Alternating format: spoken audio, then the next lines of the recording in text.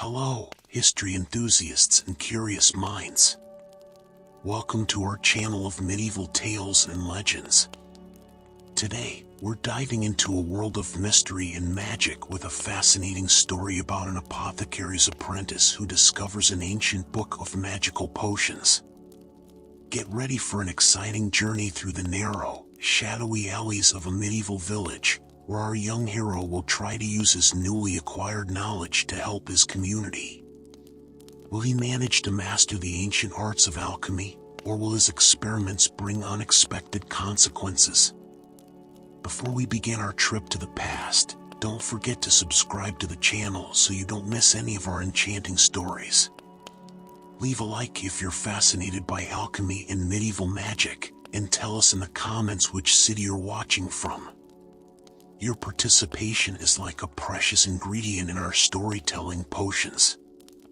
Now, grab your imaginary mortars and pestles, for we're about to distill a story full of mystery, magic, and discoveries. The scent of dried herbs and tinctures filled the air as Elias, swept the worn wooden floors of Master Aldwin's apothecary shop. Dust motes danced in the late afternoon sunlight streaming through the small, clouded windows. I paused, leaning on my broom, and gazed at the rows of glass jars and vials lining the shelves, their contents promising healing and relief to the villagers of Willowbrook. Elias. Master Aldwin's gruff voice called from the back room. Have you finished sweeping yet? There's more work to be done. I sighed, shaking my head. Almost finished, Master Aldwin. I called back, quickening my pace. At 17, I had been apprenticed to the village apothecary for 3 years, and while I loved learning the art of healing, Master Aldwin's impatience often tested my resolve. As I swept the last of the dust into a pile, the door chimed, and Mrs. Hawthorne, the baker's wife, entered the shop. Her round face was creased with worry. Good afternoon, Mrs. Hawthorne, I greeted her with a smile. How may I help you today? She wrung her hands, her eyes darting nervously. Oh, Elias, dear. Is Master Aldwin available? It's my Thomas, his cough has gotten worse, and I fear it might be the lung fever. Before I could respond, Master Aldwin emerged from the back room, his silver hair disheveled and his thick eyebrows furrowed. I heard, Mrs. Hawthorne. Come, let's discuss young Thomas's symptoms. As Master Aldwin led Mrs. Hawthorne to the consultation area, he turned to me. Elias, I need you to fetch some fresh thyme and elderberries from the cellar. And mind you don't disturb anything else down there. I nodded, grabbing a small basket and heading towards the cellar door. As I descended the creaky wooden stairs into the cool, musty space below, I couldn't help but feel a tinge of excitement. The cellar had always fascinated me, filled as it was with exotic ingredients and mysterious concoctions that Master Aldwin deemed too potent for the main shop. Lighting a candle, I made my way through the cramped space, ducking under low-hanging bundles of drying herbs. The thyme was easy enough to find, its pungent aroma guiding me to the right shelf. As I reached for the elderberries, however, my elbow knocked against a loose brick in the wall. Curious, I set down my basket and examined the brick more closely. It wiggled slightly under my touch, and with a bit of effort, I managed to pull it free. My heart raced as I peered into the dark recess behind it. There, nestled in a bed of cobwebs, lay a book. With trembling hands, I carefully extracted the tome from its hiding place. It was heavy, bound in cracked leather that seemed to shimmer faintly in the candlelight. Brushing away years of dust, I gasped as intricate golden symbols were revealed on the cover. What secrets do you hold? I whispered, running my fingers over the strange markings. As I opened the book, a piece of parchment fluttered to the ground, Picking it up, I recognized Master Aldwin's handwriting. To whoever finds this book, beware. The knowledge contained within is both powerful and dangerous. Use it wisely, or not at all. My pulse quickened as I flipped through the yellowed pages, filled with diagrams of plants I'd never seen and recipes for potions with incredible claims. A tincture to see the future, one page read. An elixir for eternal youth, promised another. Elias. Master Aldwin's voice boomed from above, making me jump. What's taking so long? Panic gripped me as I realized how long I had been in the cellar. Hastily, I shoved the book into my tunic, replaced the brick, and gathered the herbs I'd been sent for. Coming, Master. I called, my voice cracking slightly as I rushed up the stairs. Master Aldwin eyed me suspiciously as I emerged, flushed and breathing heavily. Are you feeling all right, boy? You look as though you've seen a ghost. I forced a smile, acutely aware of the book pressed against my chest. Just a bit dusty down there, Master. Here are the herbs you requested. He grunted, taking the basket from me. Very well. Now, pay attention as I prepare this remedy for young Thomas. This mixture of thyme, elderberry, and honey will help soothe his cough and boost his vitality. As Master Aldwin worked, explaining each step of the process, I found my mind wandering to the hidden book. What wonders could I learn from its pages? Could I use its knowledge to become a great healer, even greater than Master Aldwin? Elias. Are you listening to me? Master Aldwin's sharp tone snapped me back to attention. Yes, Master. Sorry, Master, I mumbled, trying to focus on the task at hand. As the day wound down and the last of our customers left, Master Aldwin turned to me with a softer expression. You've done well today, Elias. Your skills are improving. Soon, you'll be ready to prepare remedies on your own. His praise, usually so coveted, now filled me with guilt. Thank you, Master Aldwin, I replied, avoiding his eyes. Off with you now, he said, waving me towards the door. Get some rest. Tomorrow, we start learning about the properties of moonflowers. I nodded, hurrying out of the shop and into the cool evening air. The weight of the book seemed to grow heavier with each step as I made my way to the small room above the bakery that I called home. Once inside, I lit a candle and carefully withdrew the book from my tunic. Its cover gleamed in the flickering light, both inviting and forbidding. For a long moment, I simply stared at it, my conscience warring with my curiosity. Just a peek, I whispered to myself, opening the book with reverent care. The first page bore an inscription in flowing script, the Codex Arcanum, a compendium of magical brews and elixirs. My eyes widened as I flipped through the pages, each one filled with wondrous and terrifying possibilities. Potions to control the weather, to speak with animals, to walk through walls. The knowledge contained in this book was beyond anything I had ever imagined. As the candle burned low, I found myself drawn to a simple recipe near the beginning of the book, a tincture for sweet dreams and restful nights. The ingredients were common enough: lavender, chamomile, valerian root, but the preparation method involved phases of the moon and incantations in a language I didn't recognize. Excitement coursed through me as I realized I had all the necessary ingredients in my own small collection of herbs. Without fully considering the consequences, I set to work, carefully following each step of the recipe. As I stirred the mixture under the light of the waxing moon, whispering the strange words written in the book, I felt a tingling sensation in my fingertips. The tincture began to glow with a soft, purple light. It's working, I breathed, amazed at the magic taking form before my eyes.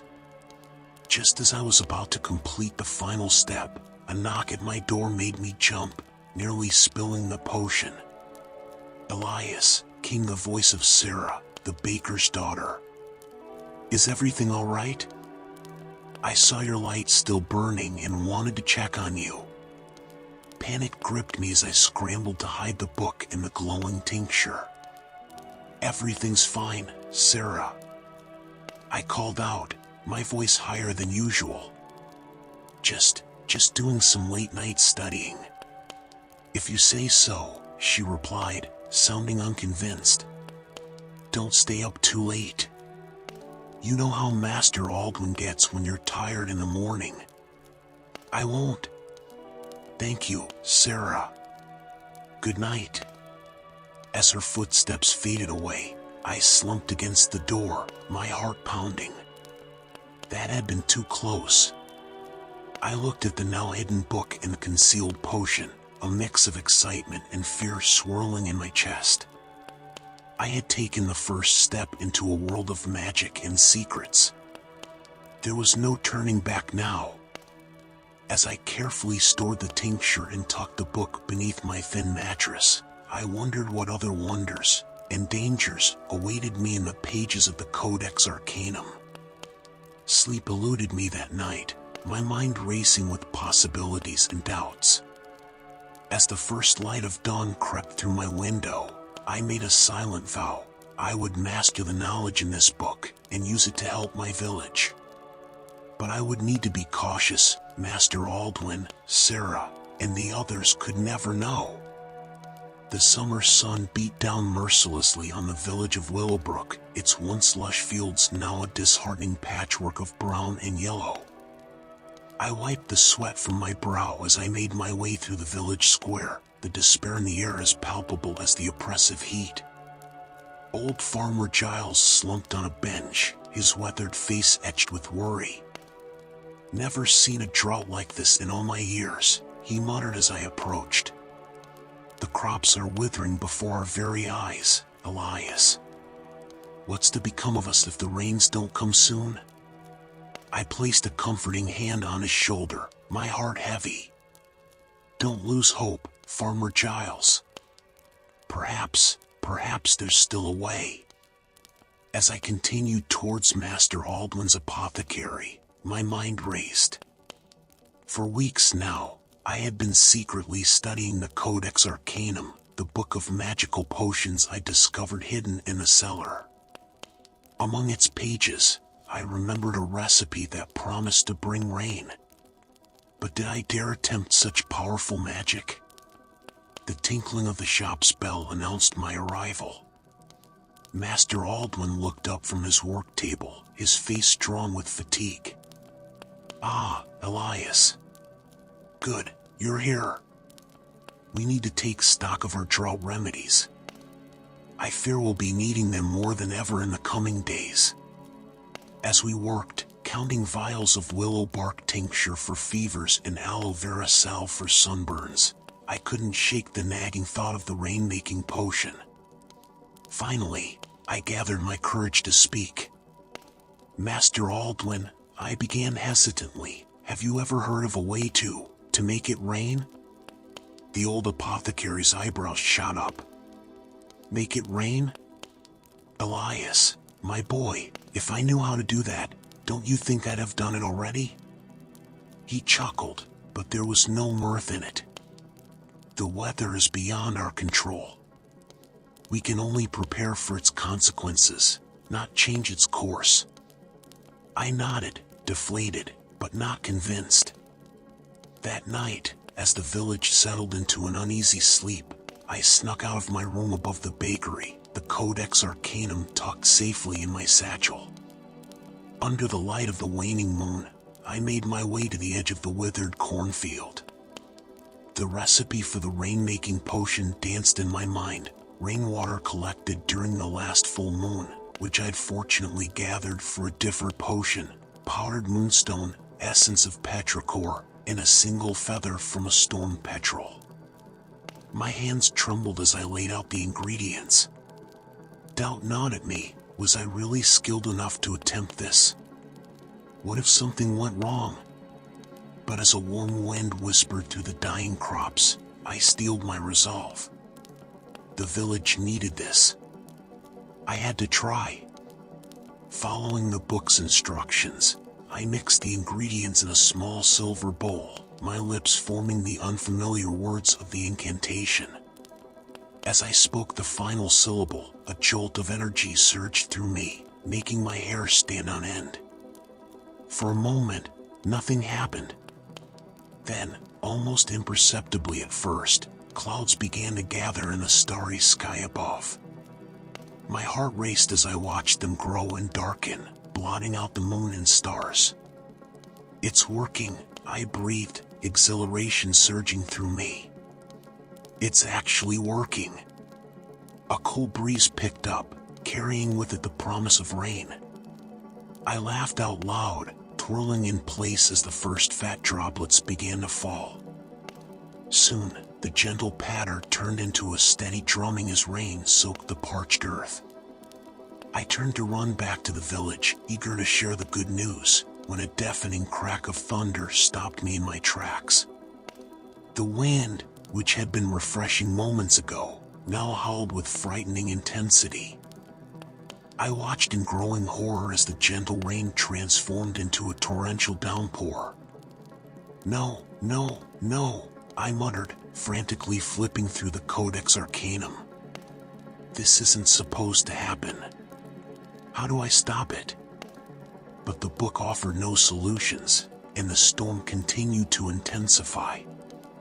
Lightning split the sky, followed by booming thunder that shook the ground beneath my feet.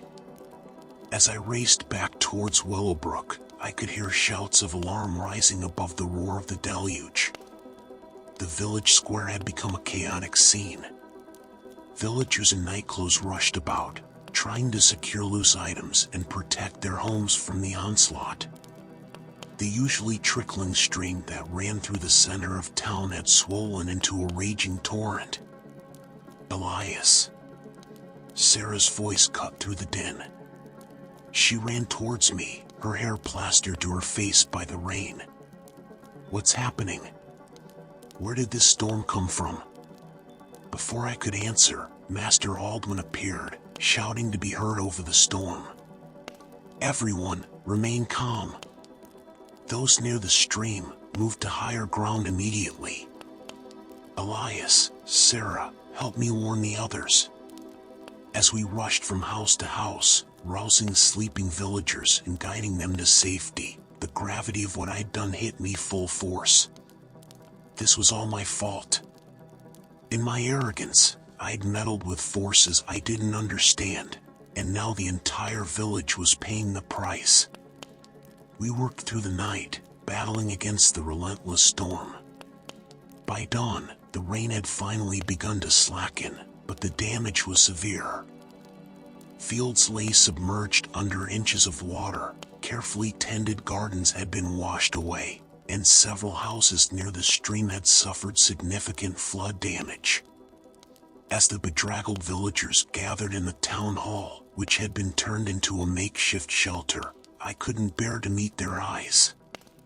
The excited murmurs about the sudden end of the drought had given way to worried discussions about the destruction caused by the flood. It doesn't make sense, I overheard Farmer Giles saying. Not a drop of rain for weeks, and then this deluge out of nowhere? It ain't natural, I tell you. Master Aldwin's voice rose above the others, commanding attention. What's done is done. We cannot change what has happened, but we can work together to rebuild. This storm may have damaged our homes, but it has not broken our spirit. As the villagers nodded in agreement, beginning to organize recovery efforts, Sarah sidled up to me. Her keen eyes studied my face, noting my drawn expression and the dark circles under my eyes. Elias, she said softly, you've been acting strangely lately. And last night, where were you when the storm started? You weren't in your room. I swallowed hard, guilt threatening to choke me. I couldn't sleep. I was out walking when the storm hit. Sarah's brow furrowed, clearly not entirely convinced. Well, I'm just glad you're safe. Come on, let's help with the cleanup. The fields may be flooded now, but once the water recedes, the soil will be more fertile than ever. Maybe some good will come of this after all. Her words, meant to be comforting, only intensified my shame. As we joined the others in salvaging what we could from the flood, my mind raced. I had to find a way to undo the damage I'd caused. There had to be something in the Codex Arcanum that could help, a spell to divert water, or to encourage crops to grow faster. But a small voice in the back of my mind warned me to be cautious. It was my reckless use of magic that had caused this disaster in the first place. If I wasn't careful, my attempts to fix things could only make them worse. As the sun climbed higher in the now clear sky, I made a silent vow.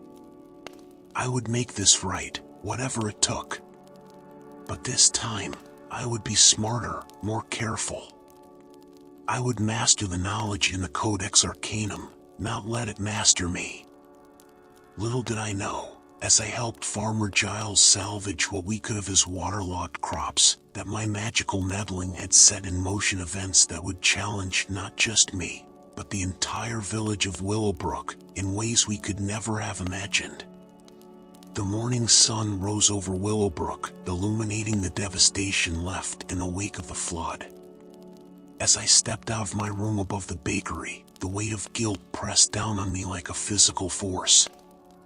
The village square, usually bustling with activity at this hour, was eerily quiet save for the squelch of mud under my boots. Elias. Master Aldwin's voice cut through the silence.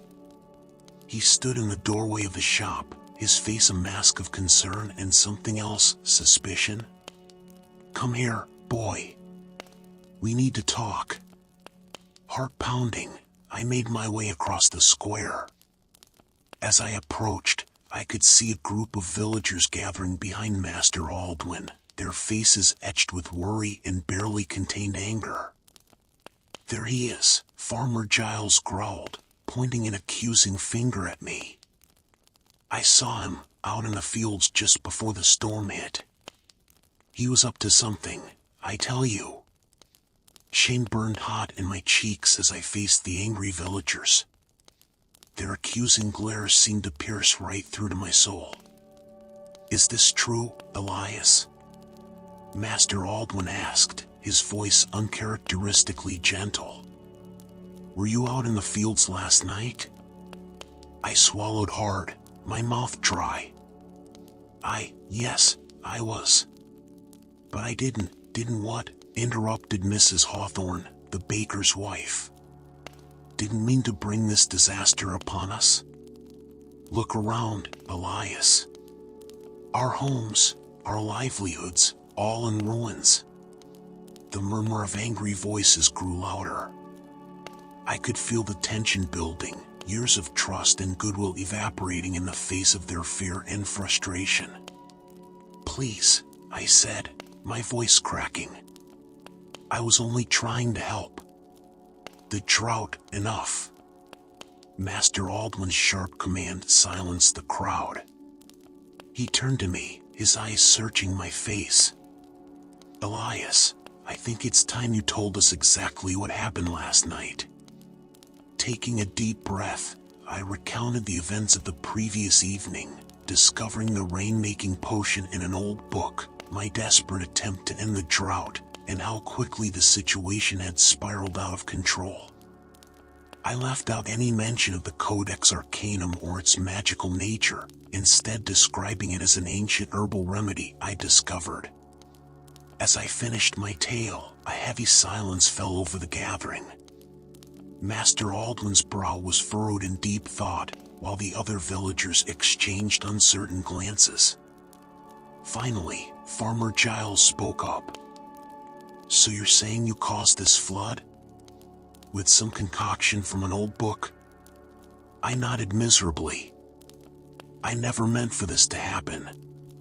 I only wanted to bring rain, to save our crops. I'm so sorry. To my surprise, it was Sarah who stepped forward, placing a comforting hand on my arm. Elias was only trying to help, she said, addressing the crowd. Yes, he made a terrible mistake, but his heart was in the right place. And correct me if I'm wrong, but isn't he the same person who's been tending to our ailments alongside Master Aldwin all these years? The same person who sat up all night with my little brother when he had the fever last winter? Her words seemed to soften some of the anger in the villagers' faces, replacing it with uncertainty. Master Aldwin cleared his throat. Sarah's right. Elias, what you did was reckless and dangerous. But I believe you when you say you were trying to help. He turned to address the villagers. The question now is, what do we do about it? Determination steeled my resolve. I'll fix this, I said, my voice stronger now. Give me a chance to make things right. There must be a way to undo the damage I've caused. Master Aldwin studied me for a long moment before nodding. Very well. But you'll work under my supervision. No more secret experiments, understood? I nodded eagerly, relief flooding through me at this chance for redemption. As the crowd dispersed to continue cleanup efforts, I retreated to the apothecary with Master Aldwin. While he busied himself preparing remedies for those injured in the flood, I pored over every book and scroll in the shop, searching desperately for a solution. Hours passed, and my frustration grew. Nothing in Master Aldwin's collection seemed powerful enough to counter the damage I'd done. As the sun began to set, I knew I had only one option left. Master Aldwin, I said, steeling myself. I need to go check on something at home. I think I might have an idea. He eyed me suspiciously but nodded. Go on, then. But remember, Elias, no more secrets. The guilt of my continued deception weighed heavily on me as I hurried back to my room. Once there, I retrieved the Codex Arcanum from its hiding place and began frantically flipping through its pages. There must be something, I muttered to myself. A way to calm the waters, to salvage the crops. As if in answer to my desperate plea, the book seemed to fall open to a particular page. My heart leapt as I read the title, Elixir of Gaia's Blessing, to calm raging waters and nurture new growth. Relief washed over me as I studied the potion's ingredients and instructions. It was complex, certainly, but not beyond my abilities. And best of all, most of the components were common herbs I could easily obtain without arousing suspicion. Working through the night, I gathered the necessary ingredients and began the careful process of brewing the elixir. By dawn, I had a small vial of shimmering, green liquid. Exhausted but hopeful, I made my way back to the village square. To my surprise, a small group of villagers had already gathered, including Master Aldwin, Sarah, and Farmer Giles. Well, boy? Farmer Giles asked gruffly. You said you had a way to fix this. Let's see it, then. Gratitude warmed my heart as I realized they were giving me a chance, cautiously accepting my help. Their trust in me, however fragile, was slowly rebuilding. This elixir, I explained, holding up the vial, should help calm the floodwaters and encourage new growth in the fields. But I'll need your help to distribute it. Under Master Aldwin's watchful eye, we divided the elixir and spread out across the flooded areas. Following the Codex's instructions, I showed them how to add a drop of the potion to the water at specific points. As the last drop was placed, a soft, green glow began to emanate from the flooded fields. Before our astonished eyes, the waters began to recede, sinking into the earth at an impossible rate. Where muddy devastation had been moments before, rich, fertile soil now lay exposed. Pride swelled within me as I watched tendrils of new growth already beginning to sprout from the newly exposed earth. The villagers' exclamations of wonder and joy filled the air. "It's a miracle!" Mrs. Hawthorne cried, tears in her eyes as she knelt to touch the fresh sprouts. Farmer Giles clapped me on the back, his earlier anger seemingly forgotten. "I don't know how you did it, lad, but you've saved us all." As the excitement died down and the villagers began to discuss plans for replanting, Master Aldwin pulled me aside. His expression was a mix of pride and concern. "You've done well, Elias," he said softly. "But I can't help feeling there's still something you're not telling me. That elixir, it's unlike anything I've ever seen." I met his gaze, the weight of my secrets heavy between us.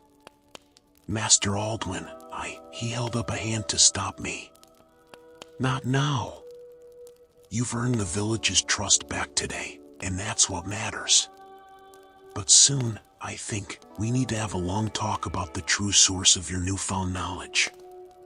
As he walked away, leaving me to ponder his words, Sarah approached, a warm smile on her face. "You did it, Elias," she said, squeezing my hand. "I knew you would." Looking out over the rejuvenated fields, watching my friends and neighbors already beginning the work of rebuilding, I felt a complex mix of emotions.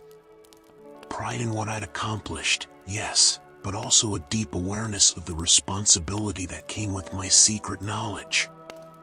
The Codex Arcanum had given me the power to save my village, but it had also nearly destroyed it. As I joined Sarah in helping to plan the replanting efforts, I knew that my journey was far from over. The true test would be learning to wield this power wisely, to use it for the good of all without losing myself in the process. The crisp autumn air carried more than just the scent of falling leaves through Willowbrook. Whispers of a deadly plague sweeping through the kingdom had reached our once peaceful village, and with them came a palpable sense of fear. I stood at the edge of the village square, watching as Master Aldwin addressed the gathered crowd. His usually calm demeanor was strained, his voice tight with concern. "Friends," he began, "I'm sure you've all heard the rumors.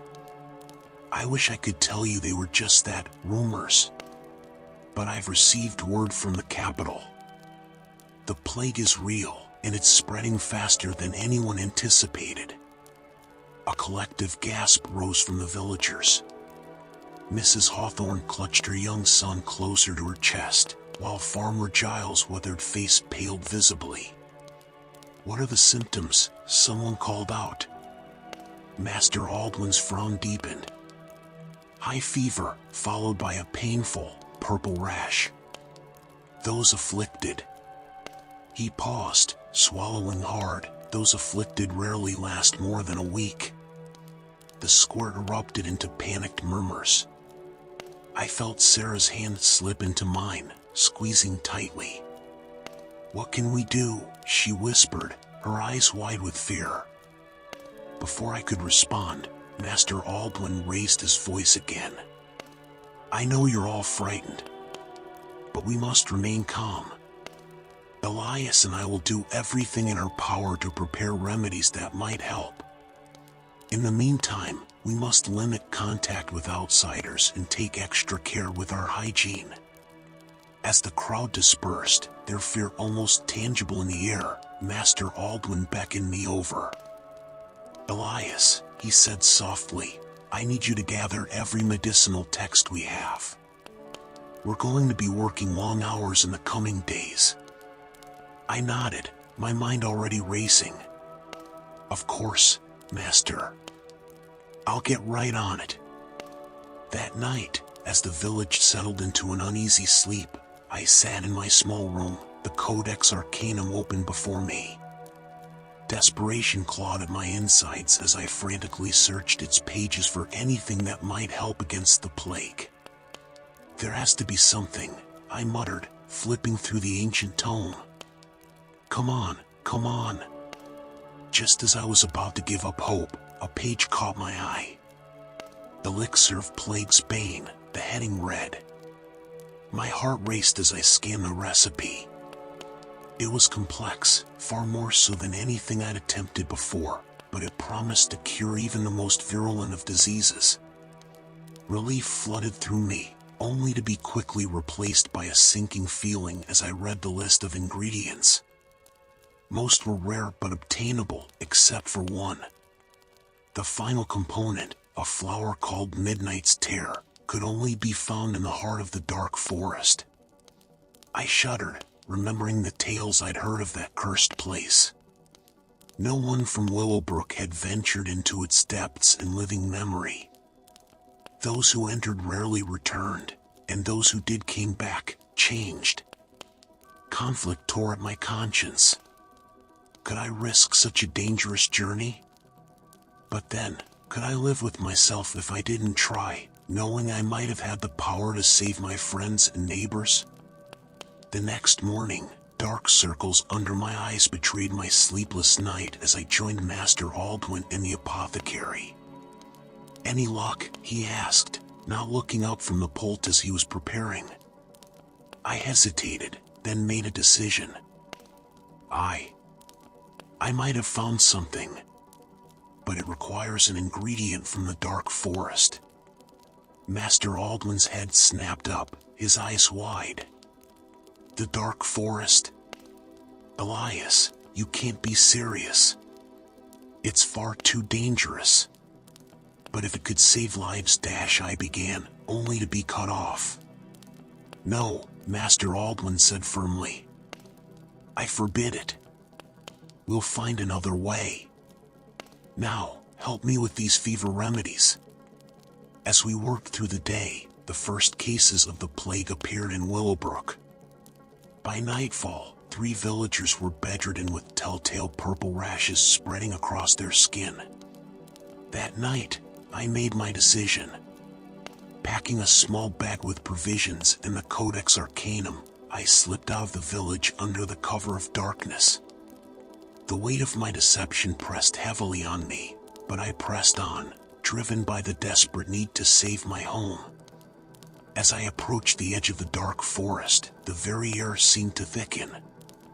The trees loomed impossibly tall, their gnarled branches reaching out like claws. Every shadow seemed to hide a potential threat. Taking a deep breath, I stepped into the forest. The moment I crossed the tree-line, the world seemed to change. Sounds became muffled, and an eerie mist swirled around my feet. The Codex had warned that the forest itself was imbued with wild magic, and I could feel it pressing in on me from all sides. Hours passed as I pushed deeper into the forest, following the vague directions from the Codex. Strange creatures chittered in the darkness, just out of sight. More than once, I found myself fleeing from shadowy shapes that seemed to ooze between the trees. Just as I was beginning to lose hope, I stumbled into a small clearing. There, in the center, bathed in a shaft of moonlight, grew a single, luminous flower, Midnight's Tear. Triumph surged through me as I carefully uprooted the plant, storing it safely in my pack. But my elation was short-lived. Well, a silky voice purred from the shadows. "What do we have here?" A little human, so far from home. I whirled around to find myself face to face with a creature straight out of nightmares. It was vaguely humanoid, but its skin shimmered with an otherworldly iridescence, and its eyes glowed with an inner fire. I mean no harm," I stammered, backing away slowly. "I only came for the flower. To save my village." The creature's head tilted, a cruel smile playing across its lips. "Oh, but you have caused harm, little one. You've stolen something precious from our realm. There must be payment. Before I could react, the creature lunged forward, its clawed hand grasping for my throat. In that moment of panic, words from the codex flashed through my mind. Without thinking, I shouted them aloud, my voice echoing strangely in the clearing. A burst of golden light erupted from my outstretched hand, sending the creature reeling backward with a shriek of pain and surprise.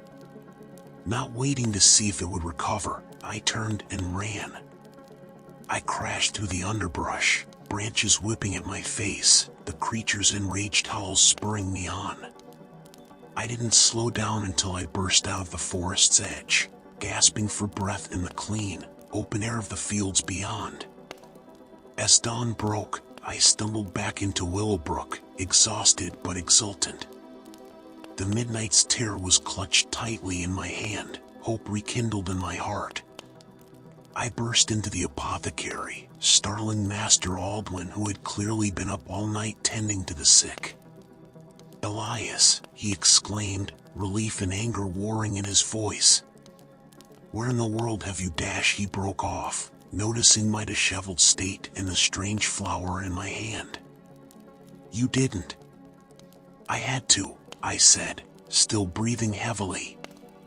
"Master Aldwin, I know how to cure the plague. But I'll need your help." For a long moment, he simply stared at me, a complex mix of emotions playing across his face. Finally, he sighed. "Very well. Show me what you found." As we worked feverishly to prepare the elixir of Plague's Bane, following the Codex's instructions to the letter, I recounted my journey into the dark forest.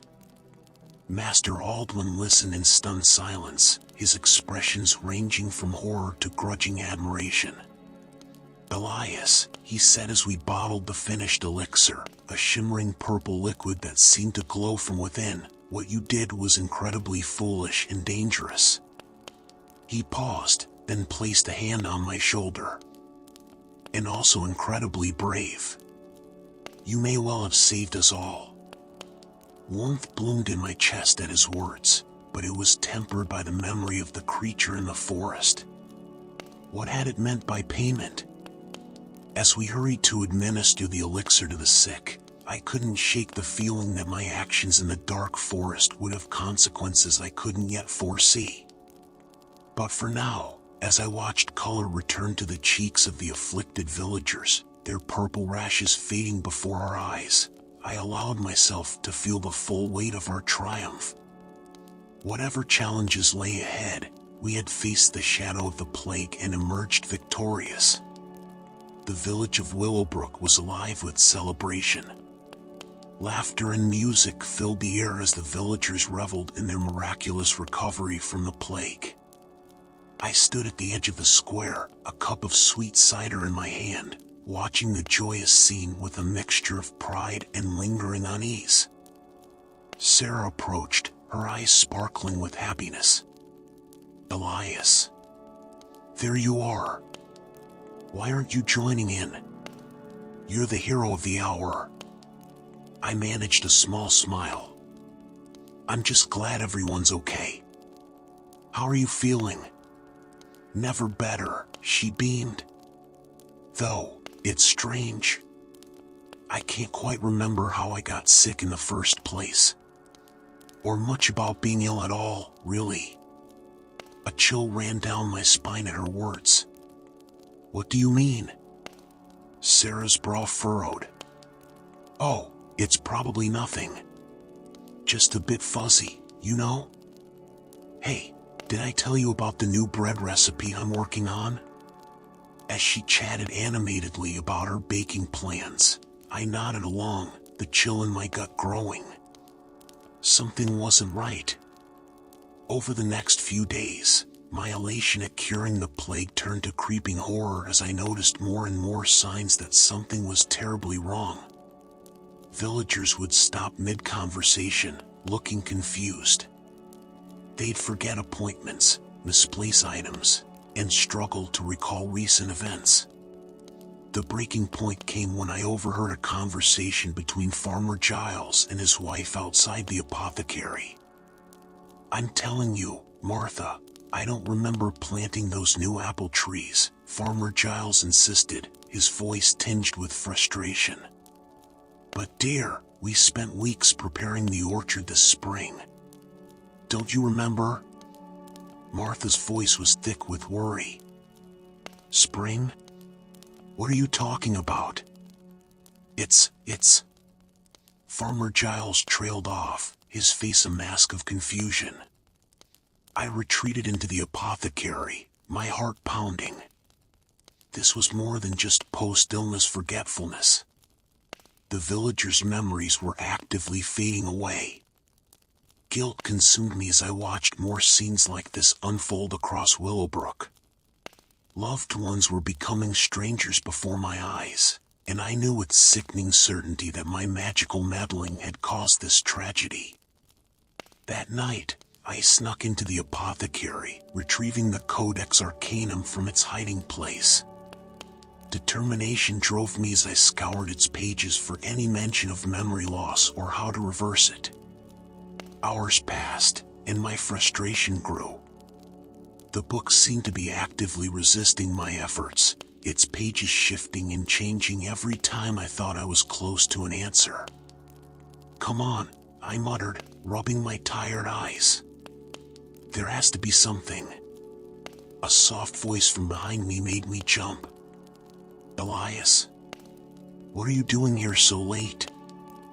I whirled around to find Master Aldwin standing in the doorway, a candle in his hand casting flickering shadows across his concerned face.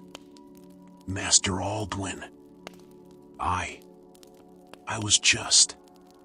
My mind went blank as I tried to come up with an excuse. He sighed, setting the candle down and moving closer. "No more lies, Elias. I think it's time you told me the whole truth. About that book, about the plague cure, all of it." For a moment, I considered trying to deflect, to protect my secret a little longer. But the weight of guilt and fear was too much to bear alone. The words poured out of me, how I'd found the Codex Arcanum, my attempts to help the village with its magic, and now the terrible price we were all paying. As I spoke, I noticed with growing alarm that some of the details were becoming hazy. Names and dates slipped away from me, and even some of the spells I'd memorized seemed just out of reach. "And now, I think I'm starting to forget too," I finished, my voice shaking. "Master Aldwin, what if I forget how to fix this? What if I forget everything?" The old apothecary was silent for a long moment, his face unreadable in the dim light. Finally, he spoke. "Elias, what you've done is incredibly dangerous. Meddling with forces beyond your understanding, it never ends well." He paused, then placed a hand on my shoulder. "But you're not alone in this. We'll find a way to make things right." Relief flooded through me at his words, but it was short-lived. As we began to pore over the codex together, panic set in as I realized I was forgetting the very spells and knowledge I needed to fix this disaster. My mind was becoming a haze, memories slipping away like sand through an hourglass. "It's getting worse," I said, my voice tight with fear. "Master Aldwin, I can't remember the ingredients for the plague cure. I can't remember my parents' faces."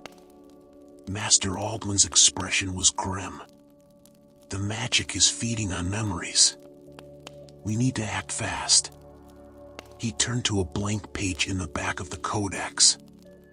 "Write down everything you can remember, Elias. Every spell, every ingredient, every detail about your life. We can't let it all slip away." As I scribbled frantically, fighting against the encroaching fog in my mind, Master Aldwin began gathering ingredients from around the shop. "The key," he mused aloud, "must be in the midnight's tear you brought back from the dark forest. It's the catalyst for all of this. I nodded, clinging to his words like a lifeline. The creature in the forest. It said something about payment. Could this be what it meant? It's possible, Master Aldwin replied, grinding herbs with quick, practiced movements. The Fae are known for their tricky bargains. But every curse has a counter, every spell an unraveling. As dawn broke, we had concocted a potion that Master Aldwin believed might halt the memory loss. But as he held up the vial of swirling, silvery liquid, a new problem presented itself. We can't distribute this to the entire village, I realized aloud. They've all forgotten about magic, about the plague. They'd never drink some strange potion. Master Aldwin's eyes glinted with a hint of mischief. Then we'll have to be clever about it. The Harvest Festival is tomorrow. What if we were to enhance the celebratory cider? Despite the gravity of the situation, I couldn't help but smile. Master Aldwin, I never took you for a trickster. His answering chuckle was warm. There's a lot you don't know about me, my boy. Now, let's get to work. The next evening, as the village gathered for the Harvest Festival, Master Aldwin and I watched nervously as the spiked cider was distributed. Would it be enough? Had we acted in time? As the night wore on, I began to notice subtle changes. Conversations became more animated, with people recalling details they'd struggled with just hours before. The fog in my own mind began to lift, memories crystallizing and sharpening. Sarah found me at the edge of the festivities, her eyes clearer than they'd been in days. Elias, she said softly, I remember now. The plague, the cure, it was you, wasn't it? You saved us all. Before I could respond, a hush fell over the crowd. In the center of the square, bathed in moonlight, stood a figure that didn't belong, the fake creature from the dark forest. Its otherworldly eyes found mine, a cruel smile playing across its lips. Did you think it would be so easy, little mage? That you could cheat the forest of its due? As the creature advanced, whispers of fear rippling through the crowd, I stepped forward. The weight of the Codex Arcanum was heavy in my bag, but the knowledge it contained now burned bright in my mind. No, I said, my voice steadier than I felt. But I'm ready to face whatever comes next.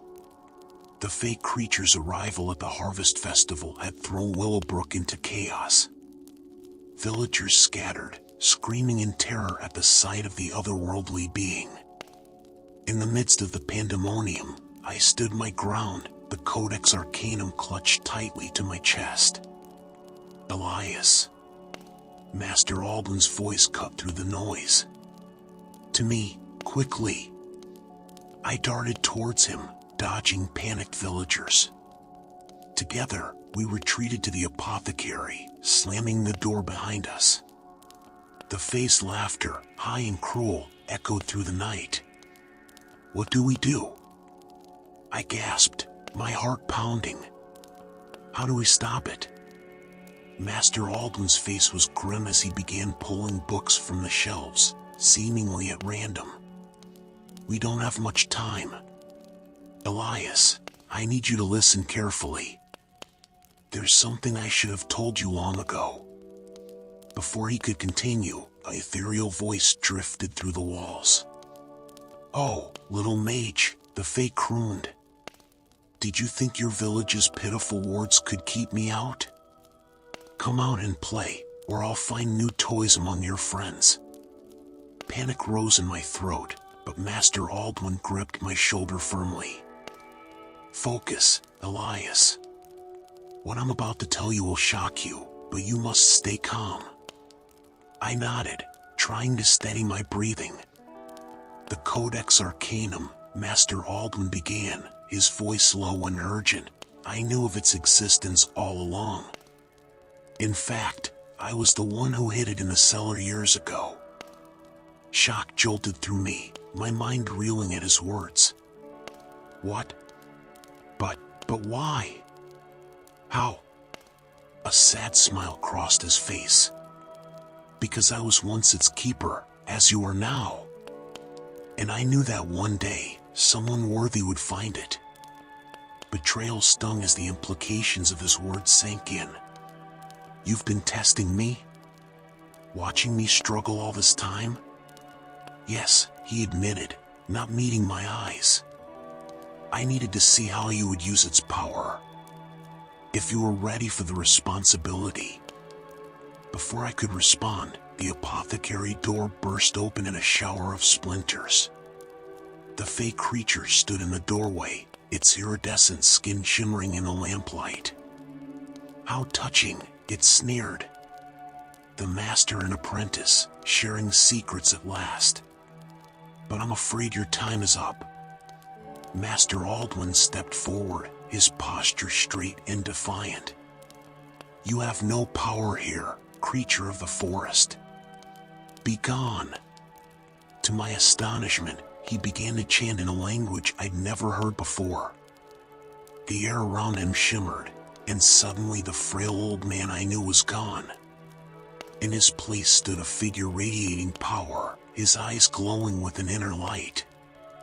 Awe filled me as I watched him effortlessly conjure a swirling vortex of energy, hurling it at the Fae. The creature shrieked, momentarily driven back by the assault. Elias, Master Aldwin called, his voice resonating with power. The eastern shelf, behind the jar of nude eyes. Quickly. I scrambled to obey, my fingers finding a small, ornate box hidden where he'd indicated. As I brought it to him, he flipped it open, revealing a collection of vials filled with liquids of various colors. Watch closely, he instructed, selecting 3 vials with practiced ease. With movements almost too fast to follow, he combined the contents in a small bowl. A puff of violet smoke rose from the mixture, forming intricate patterns in the air. The elixir of binding, Master Aldwin explained, his eyes never leaving the advancing Fae. It will hold the creature long enough for us to banish it. The Fae laughed, a sound like breaking glass. Your parlor tricks won't save you, old man. The boy made a bargain with the forest, and a price must be paid. Master Aldwin's eyes flicked to me. Elias, do you trust me? I hesitated for a moment, the sting of his deception still fresh. But as I looked at him, radiating power and standing firm against the otherworldly threat, I knew my answer. Yes, Master. I trust you.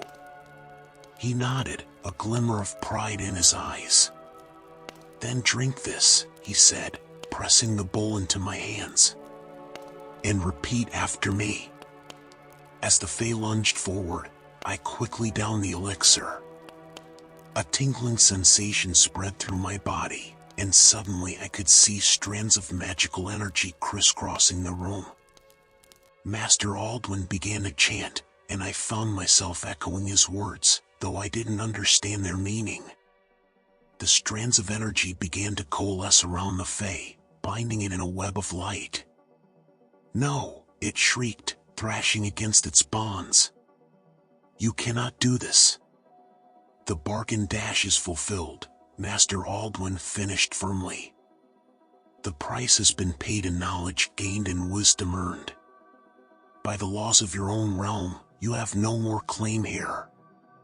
With a final, furious wail, the fake creature dissolved into mist, drawn back into the magical web.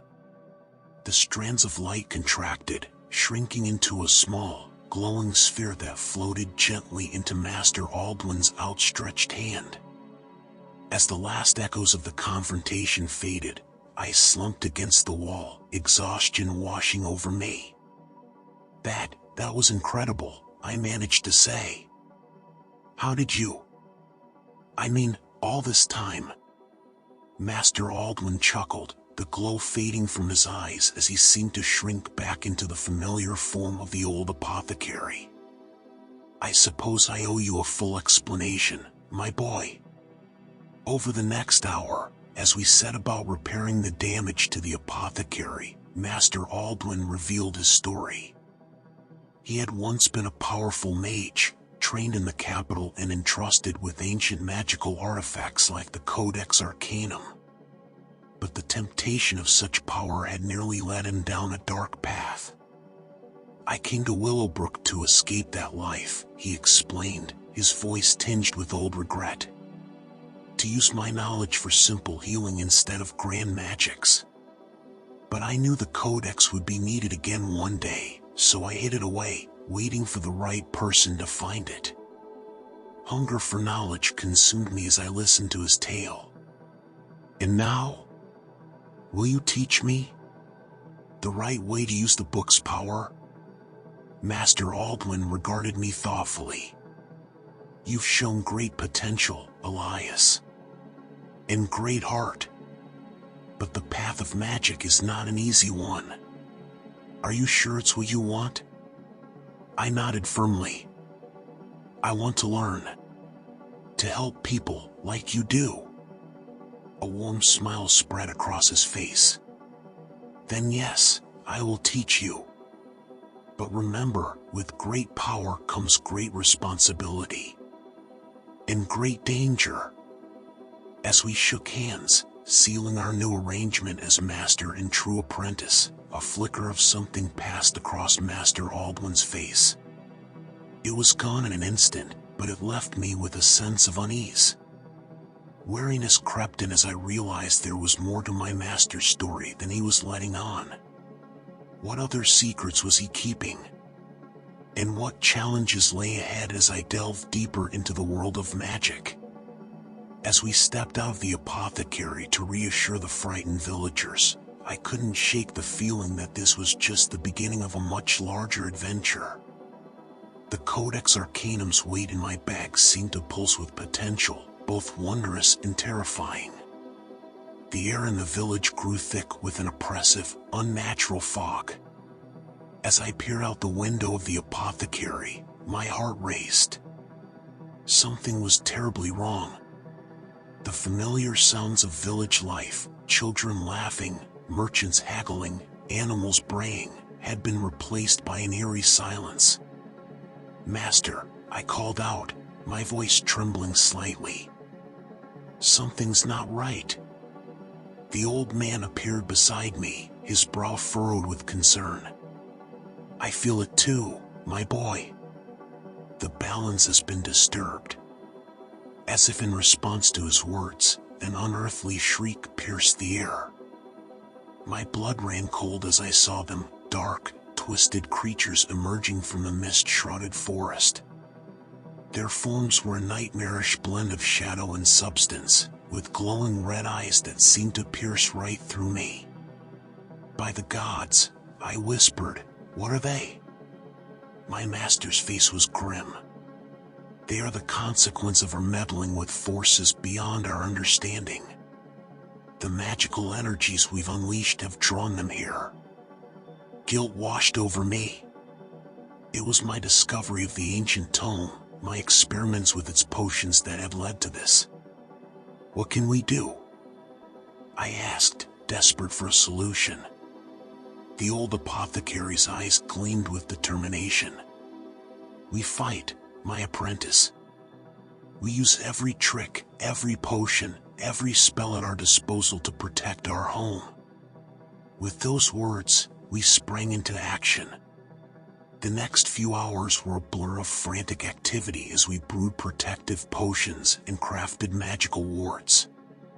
The acrid smell of herbs and the hiss of boiling liquids filled the air as we worked tirelessly. "Quick, hand me the wolfsbane," my master called out. I rushed to comply, nearly knocking over a rack of dried herbs in my haste. "Careful, boy," he chided. "We can't afford to waste a single ingredient." As we worked, the sounds of panic began to rise from the village. screams of terror mixed with the inhuman howls of the encroaching creatures. "We're running out of time," I said, my voice tight with fear. My master nodded grimly. "Then we'll have to use what we have. Come, it's time to face them." We emerged from the apothecary, arms laden with vials and pouches. The sight that greeted us was one of chaos. Villagers ran in terror as shadowy forms darted through the streets, their claws leaving deep gouges in wooden doors and walls. "Everyone, gather in the town square," I shouted, my voice carrying over the din. "We can protect you there." As the villagers crowded into the square, my master and I began our work. We moved quickly, pouring specially brewed potions in a circle around the frightened people. "What is that smell?" one woman asked, wrinkling her nose. "Protection," I replied, not breaking stride. "The scent will repel the creatures." My master began to chant, his voice low and resonant. I recognized the words from the ancient tome, a spell of warding. As he spoke, the air around us seemed to shimmer, an invisible barrier forming. The creatures attacked in waves, hurling themselves against our magical defenses. Each impact sent shockwaves through me, as if I could feel the strain on our hastily erected protections. "Hold steady," my master called out. "The wards will hold." For hours, we fought to maintain our defenses. I darted from one side of the square to the other, reinforcing weak points with fresh applications of our protective brew. My arms ached, my lungs burned, but I pushed on, driven by the knowledge that I was all that stood between these people and certain doom. As dawn broke, the attacks finally began to subside. The creatures retreated to the shadows of the forest, hissing and snarling their defiance. Exhausted but triumphant, I turned to my master. "We did it," I said, a weary smile on my face. He nodded, but his expression remained grave. "We've won the battle, my boy, but I fear the war has only just begun." His words proved prophetic.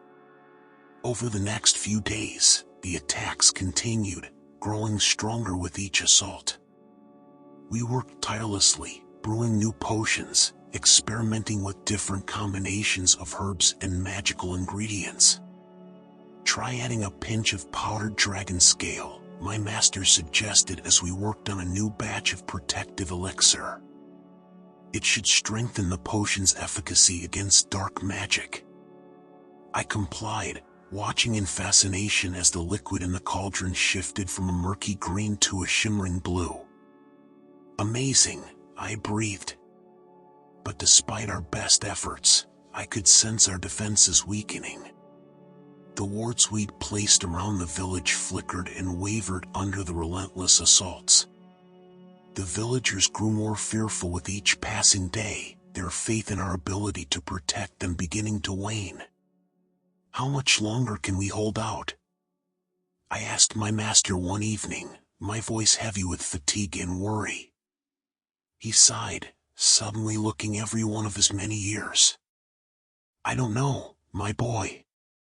But we must not lose hope. There must be an answer in the ancient tome." Determined to find a solution, I threw myself into studying the book. I pored over its pages, my eyes straining in the flickering candlelight as I searched for anything that might help us. It was during one of these late-night study sessions that I made a chilling discovery. Hidden within the book's arcane symbols and cryptic phrases was a prophecy, one that seemed to foretell this very conflict. "Master," I called out, my voice echoing through the quiet apothecary. "You need to see this." The old man hurried over, his eyes widening as he read the passage I pointed out. "By the gods," he whispered. "How did we miss this?" The prophecy spoke of a time when the veil between worlds would thin, allowing dark forces to cross over. It mentioned a gifted apprentice who would either be the realm's salvation or its downfall. Is it talking about me? I asked, my voice barely above a whisper. My master's face was grim. I believe it is, my boy. Your discovery of the book, your natural affinity for its magic, it all fits. The weight of this revelation settled over me like a heavy cloak. The fate of not just our village, but perhaps the entire kingdom, rested on my shoulders. The thought was almost too much to bear. What do we do now?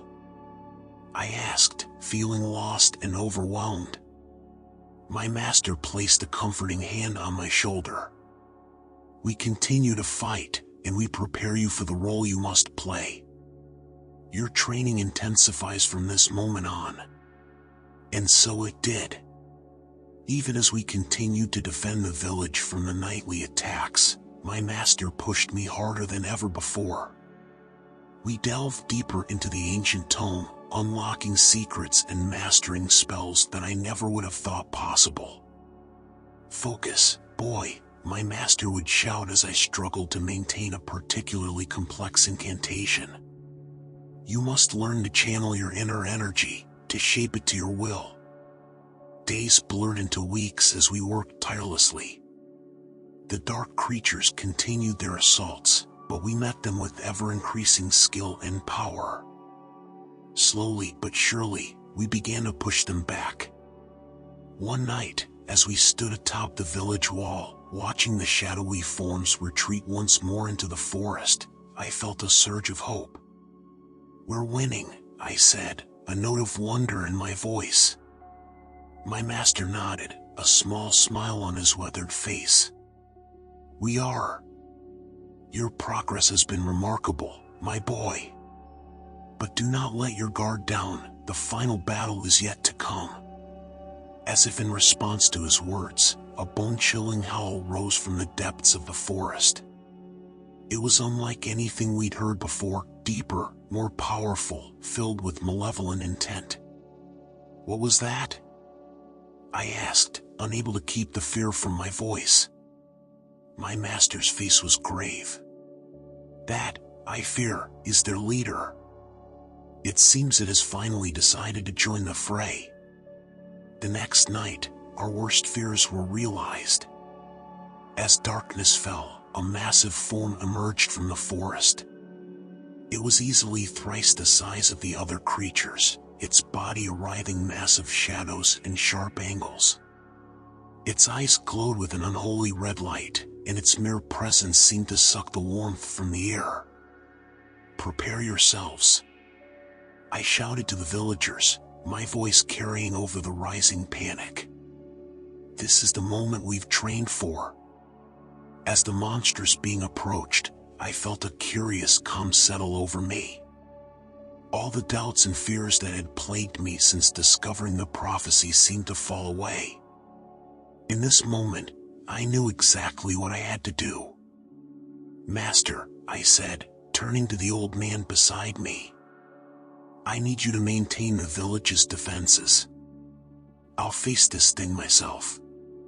His eyes widened in alarm. "That's too dangerous. You're not ready for such a confrontation." I shook my head, a small smile on my face. "I am. You've prepared me well, and this is my destiny. Trust in me, as I have trusted in you." After a moment's hesitation, he nodded. "Very well. May the gods be with you, my boy." With that, I stepped outside the protective barrier. The monstrous creature's gaze fixed on me, a low growl rumbling from its throat. "I know why you're here," I called out, my voice steady despite my racing heart. "You've been drawn by the magic we've wielded. But this ends now." The creature's only response was a deafening roar as it charged towards me. I stood my ground, my hands moving in the complex patterns my master had taught me. Energy crackled around me as I summoned every ounce of magical power I possessed. The battle that followed was unlike anything I had ever experienced. The creature's attacks were relentless, its claws and teeth seeking to rend me apart. But for every strike it made, I had a counter. Shields of pure energy deflected its blows, while bolts of magical force struck at its shadowy form. As we fought, I could feel the tide of battle shifting. The creature, for all its terrifying power, was being driven back. My confidence grew with each successful spell, each avoided attack. But then, in a moment of overconfidence, I made a crucial mistake. I attempted a particularly complex spell, one that I had only recently mastered. As I began the incantation, the creature saw its opportunity. With frightening speed, it lashed out, its claws raking across my chest. Pain exploded through me, my concentration shattered. I stumbled backwards, my defenses faltering. The creature pressed its advantage, bearing down on me with renewed fury. In that moment, as I stared into its glowing red eyes, I felt true fear. Had I overestimated my abilities? Was this how the prophecy would be fulfilled, not as the realm's savior, but as its downfall? No, I growled through gritted teeth. I will not fail. Drawing upon reserves of strength I didn't know I possessed, I pushed back against the creature's assault. My hands moved in a blur, weaving spells faster than I ever had before. The air around us crackled with magical energy, the very fabric of reality seeming to warp and twist. The creature howled in fury and pain as my spells found their mark.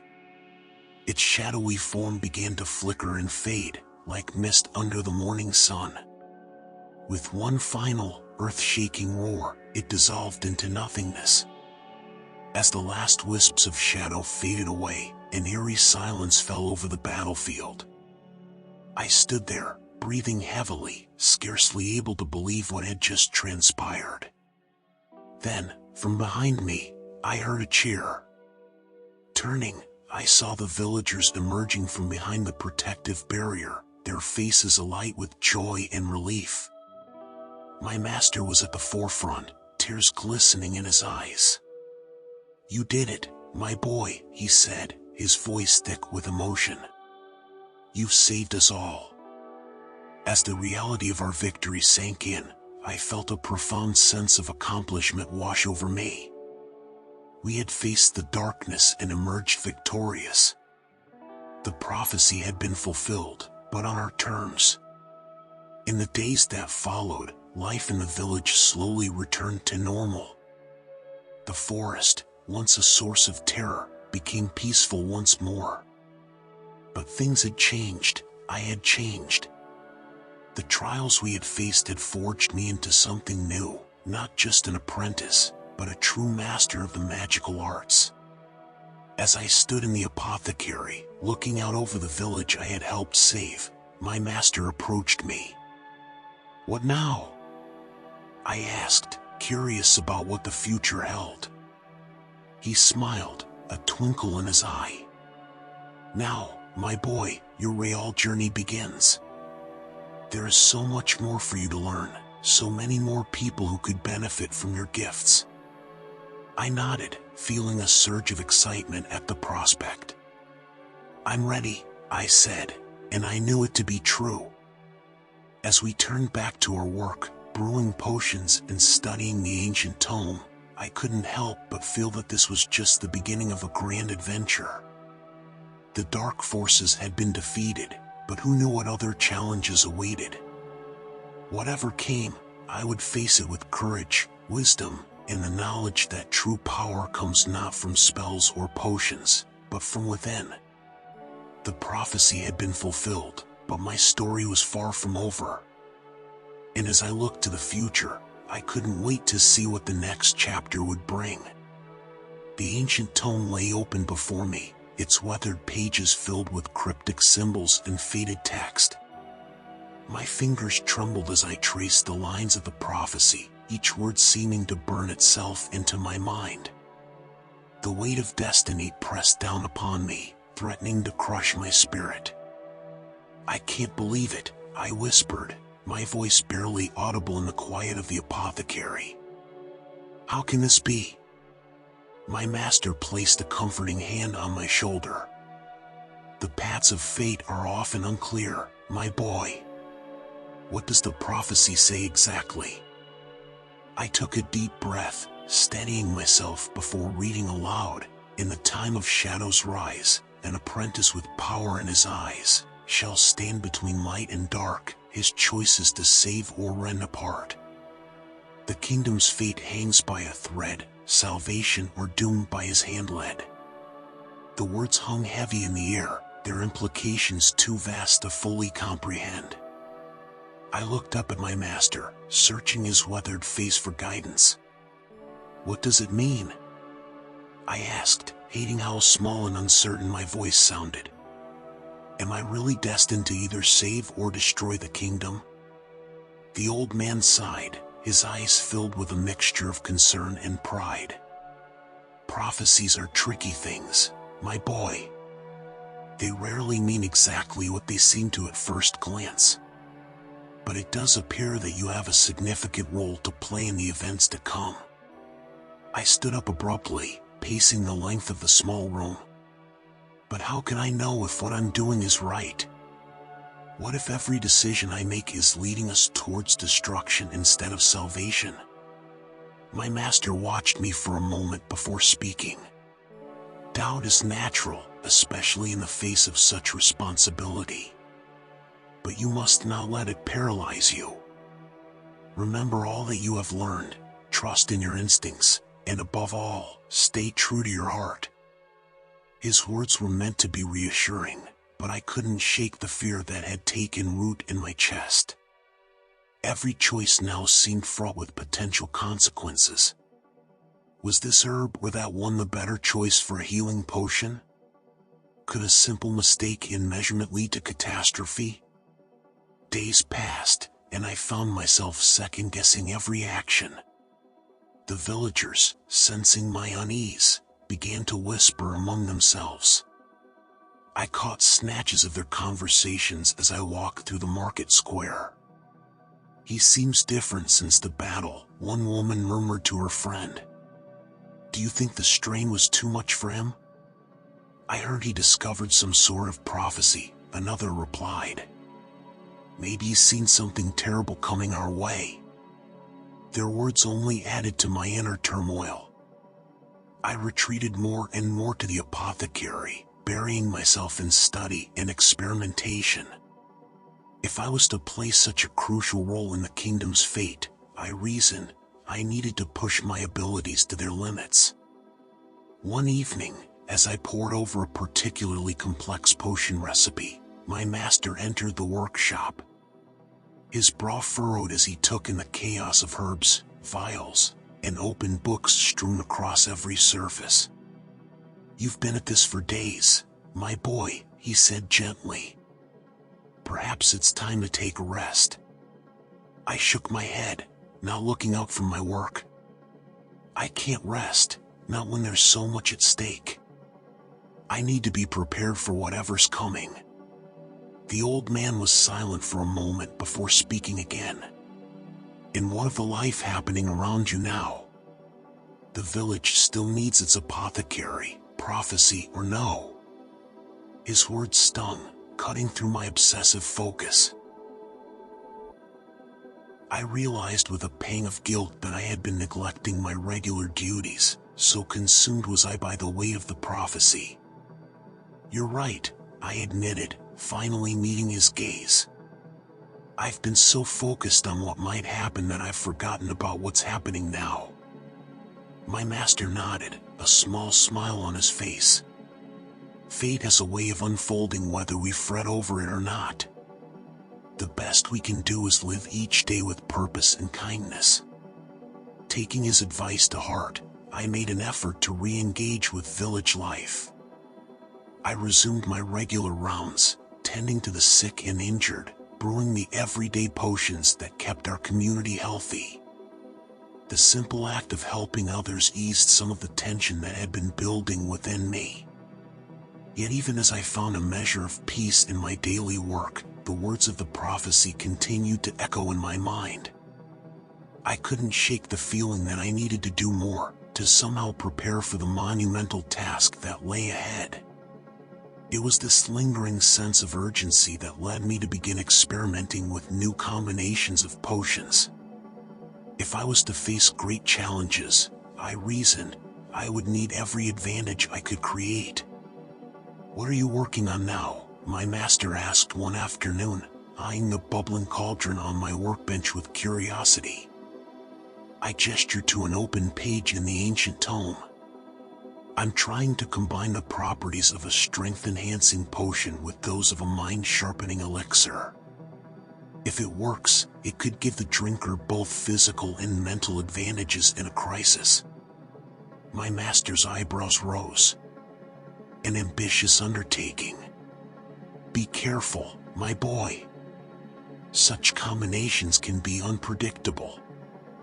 I nodded, acknowledging his warning even as excitement coursed through me. This was what I needed, a way to push the boundaries of what was possible, to prepare myself for whatever challenges the prophecy might bring. Over the next weeks, I threw myself into my experiments with renewed vigor. I combined ingredients in ways never before attempted, guided by both the ancient tome and my own intuition. Some attempts fizzled harmlessly, others produced strange but ultimately benign effects. With each small success, my confidence grew. "I think I'm really onto something," I told my master one evening, my eyes bright with enthusiasm. These new potions could revolutionize the way we approach healing and protection. The old man smiled, but I could see a hint of worry in his eyes. "Your progress is impressive, but remember to proceed with caution. Power, even when intended for good, can have unexpected consequences." I assured him that I was being careful, but inwardly, I chafed at his conservatism. Couldn't he see that this was necessary? That I needed to push the boundaries to be ready for whatever fate had in store? It was this overconfidence that led to my gravest mistake. I had been working on a particularly complex potion, one that I hoped would grant the drinker temporary invulnerability. The recipe called for a delicate balance of volatile ingredients, each added at precisely the right moment. As I stirred the bubbling mixture, a sense of anticipation built within me. This could be it, the breakthrough I'd been working towards.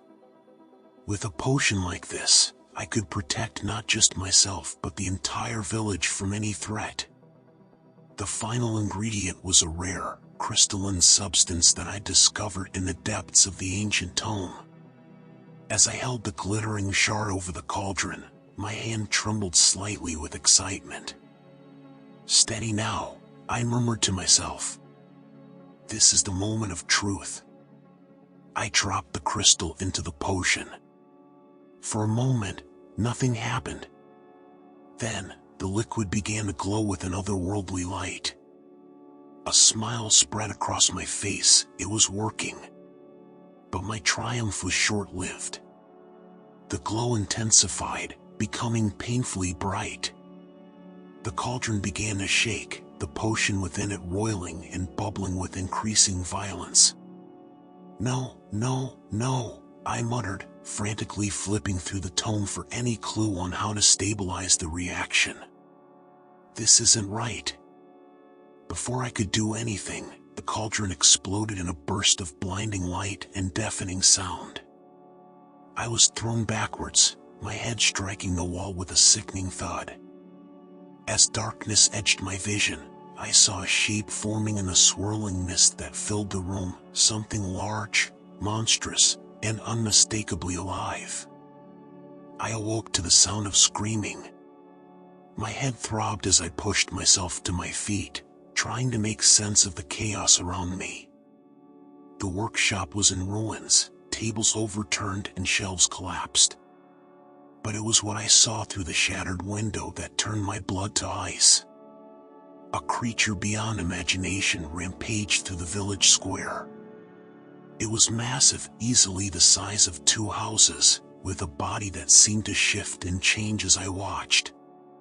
One moment it had the scales of a dragon, the next the fur of a bear, and then the slick, amphibious skin of some deep-sea monstrosity. Its eyes glowed with the same unearthly light as the failed potion, and its roar shook the very foundations of the buildings around it. By all the gods, I whispered, horror and guilt warring within me. What have I done? The door burst open, my master rushing in with a look of panic on his face. Are you all right? He asked, helping me fully to my feet. What happened here? I couldn't meet his eyes as I answered, shame burning in my chest. I made a mistake. The potion, it created that thing somehow. Understanding and dismay dawned on his face. Oh, my boy, he said softly. I warned you about the dangers of experimenting with such powerful forces. His gentle reproach stung more than any angry tirade could have. I know, I said, fighting back tears of frustration and fear. I thought I could handle it. I thought I was prepared for anything. But now I've put everyone in danger. A tremendous crash from outside punctuated my words, followed by more screams. We rushed to the window, watching as the creature tore through market stalls and sent villagers fleeing in terror. We have to stop it, I said, determination replacing my earlier shame. This is my fault, and I have to make it right. My master nodded gravely. Yes, but how? This is no ordinary beast we're dealing with. I turned back to the ruined workshop, my mind racing. The potion that created it, if we could reverse the process somehow, maybe we could unmake it. A sound theory, my master agreed, but incredibly dangerous. One wrong move and we could make things even worse. I met his gaze, steeling myself for what needed to be done. We don't have a choice. Every moment we delay, that thing causes more destruction. I have to try. With grim determination, we set to work. As the sounds of chaos and destruction echoed from outside, we hurriedly gathered what ingredients we could salvage from the wreckage of the workshop. I racked my brain, trying to recall every detail of the potion that had gone so terribly wrong. We'll need essence of moonflower, I said, rifling through a partially collapsed shelf. And powdered dragon scale. Did any of the crystals survive the explosion? My master searched the debris-strewn floor. Here, he called, holding up a tiny shard that still glimmered with inner light. Will it be enough? I took the fragment, hope and doubt warring within me. It will have to be. As we worked, mixing ingredients with frantic haste, I couldn't help but think of the prophecy. Was this the moment it had foretold? Was I about to save the kingdom or condemn it through my actions? Focus, boy, my master's voice cut through my spiraling thoughts. The past is done. All that matters now is what we do in this moment. His words centered me, bringing clarity to my churning mind. With renewed concentration, I completed the complex series of steps needed to brew the counter potion. As the final ingredient was added, the mixture began to glow with the same unearthly light as before. It's ready, I said, my voice tight with tension. Now comes the hard part. We rushed outside, the vial of glowing liquid clutched tightly in my hand. The scene that greeted us was one of utter chaos. Buildings lay in ruins, fires blazed unchecked, and at the center of it all loomed the nightmarish creature I had unwittingly created. How do we administer the potion? My master shouted over the din of destruction. We can't exactly ask that monstrosity to drink it. I watched the creature's movements, noting how its form continued to shift and change. An idea began to form: crazy, dangerous, but possibly our only hope. Its body is unstable, I said, the plan crystallizing in my mind. If we can get the potion to touch it, it might be absorbed directly into its form. My master's eyes widened as he grasped my intention. You mean to get close enough to throw it? That's madness. You'll be killed. I met his gaze, a sad smile on my face. This is my mistake to fix. If the prophecy is true, then this is the moment it spoke of. I have to try. Before he could protest further, I took off running towards the rampaging monster. Its attention was focused on demolishing a large storehouse, giving me the chance to approach from behind. My heart pounded in my ears, every instinct screaming at me to turn and flee. But I pressed on, driven by the need to undo the harm I had caused. As I neared the creature, its massive head swung around. Glowing eyes fixed on me, filled with mindless rage and hunger. It roared, the sound so loud and terrible that I stumbled, nearly dropping the precious vial. Hey! I shouted, waving my arms. Over here, you overgrown failed experiment. The taunt worked. The creature's full attention was now on me, its huge body coiling like a spring about to release. I uncorked the vial, the counter potion glowing brightly in my hand. Time seemed to slow as the monster lunged towards me. I could see every detail of its constantly morphing form, smell the acrid stench of its breath. In that eternal moment, a strange calm settled over me. This was it, the fulcrum upon which the prophecy balanced. In this action, I would either save or doom the kingdom. With every ounce of strength I possessed, I hurled the vial directly at the creature's gaping maw. For a heart-stopping second, I thought I'd missed. Then, the glowing liquid made contact with the beast's shifting flesh. The effect was immediate and spectacular. The creature's roar turned from rage to agony as its body began to dissolve, the unstable magic that held it together unraveling. Blinding light erupted from within it, forcing me to shield my eyes. When the light faded and I could see again, the monster was gone. Where it had stood was nothing but a scorch mark on the cobblestones and a lingering mist that quickly dissipated in the breeze. For a moment, all was silent. Then, tentatively, cheers began to rise from the villagers who had witnessed the creature's defeat. I stood there, dazed and disbelieving, as people rushed towards me with cries of jubilation and relief. My master reached me first, enveloping me in a fierce embrace. You did it, my boy, he said, his voice thick with emotion. You faced your mistake and made it right. As the reality of what had just occurred sank in, I felt a profound mix of emotions wash over me. Relief, certainly, and pride in having stopped the destruction. But also a deep, sobering understanding of the responsibility that came with my powers.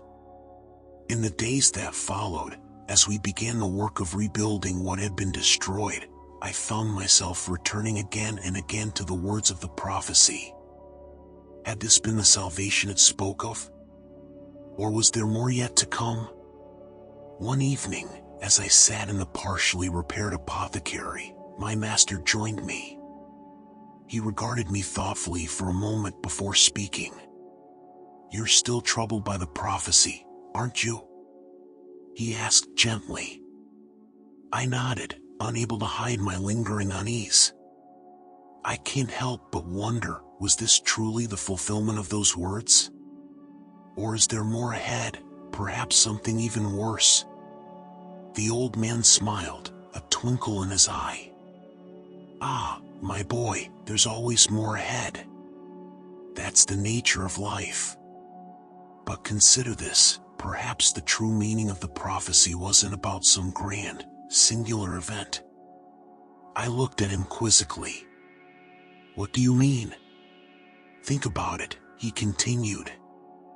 "Every day, with every choice you make, you have the power to help or harm, to build up or tear down. The fate of our little kingdom here doesn't hang on one dramatic moment, but on the cumulative effect of all those small decisions." His words struck a chord deep within me. I thought back over everything that had happened, my discovery of the tome, the battles we'd fought, the mistakes I'd made and corrected. Each step had shaped not just my fate, but the fate of those around me. "So you're saying," I said slowly, "that I fulfill the prophecy not in one grand gesture, but in how I choose to live each day?" My master nodded, pride shining in his eyes. "Exactly. And based on what I've seen, I'd see you're well on your way to being the force for good that our kingdom needs." As his words sank in, I felt as if a great weight had been lifted from my shoulders. The prophecy was not a sentence of doom hanging over my head, but a call to live with purpose and integrity every day. The air was thick with smoke and the acrid scent of fear as I stood atop the crumbling remains of the village's central fountain. All around me, chaos reigned supreme. The monster I had inadvertently created through my reckless experimentation tore through buildings as if they were made of paper, its massive form shifting and writhing in ways that defied natural law. "Everyone, gather round!" I shouted, my voice hoarse from the smoke and barely audible over the cacophony of destruction. "We must stand together if we're to have any hope of survival." Slowly, hesitantly, villagers began to emerge from their hiding places. Their faces were etched with terror, eyes wide and disbelieving as they took in a scene of devastation. I could see the accusation in some of their gazes, the knowledge that I was responsible for this nightmare. Guilt threatened to choke me, but I pushed it down. There would be time for self-recrimination later, if we survived.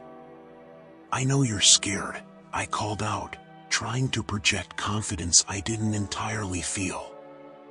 "But we've faced threats before and overcome them. Together, we are stronger than any monster." An elderly woman, her gray hair askew and soot smudging her wrinkled face, stepped forward. "And how do you propose we fight that thing?" she demanded, pointing a trembling finger at the rampaging beast. "We're not warriors or magicians. We're farmers, craftsmen, simple folk." Her words were met with murmurs of agreement from the crowd. I could see doubt and fear threatening to overwhelm what little resolve they had mustered. Taking a deep breath, I reached into the satchel at my side. "You may not be warriors," I said, "but each of you has strengths that, when combined, can be more powerful than any single hero." I pulled out a handful of small vials, each glowing with a different colored liquid. "These potions can enhance your natural abilities. The key is to use them strategically, to support each other and exploit the monster's weaknesses." A burly blacksmith pushed his way to the front of the crowd. "And why should we trust your potions?" he growled. "Wasn't it your meddling with such things that caused this disaster in the first place?" His words stung, but I couldn't deny the truth in them. "You're right," I admitted, meeting his accusatory glare. "My actions brought this calamity upon us. But now, I'm asking for the chance to make it right. These potions are different, they're not experimental or dangerous. They're the result of years of careful study and preparation." I held out a vial filled with a deep red liquid to the blacksmith. "This will enhance your strength tenfold. With it, you could help create barricades to contain the monster's movement." The man hesitated, conflict clear on his face. Then, with a gruff nod, he took the vial. "If this kills me," he muttered, I'll haunt you for eternity." A ripple of nervous laughter went through the crowd, breaking some of the tension. Encouraged, I began distributing the potions, matching each villager's natural talents with an appropriate enhancement. To a group of nimble-fingered weavers, I gave vials of shimmering silver liquid. "This will increase your speed and agility," I explained. "You can use it to quickly evacuate those who can't fight and to run messages between our defensive positions." The village's best hunter received a potion of swirling green. "This will sharpen your senses beyond belief," I told her. "You'll be able to spot the monster's vulnerabilities and guide our attacks." On and on it went, each villager receiving a potion tailored to their skills. As they drank, I could see amazement spreading across their faces as they felt the effects take hold. "Remember," I cautioned, "these enhancements are temporary. We must act quickly and decisively." Just then, a thunderous roar shook the ground beneath our feet.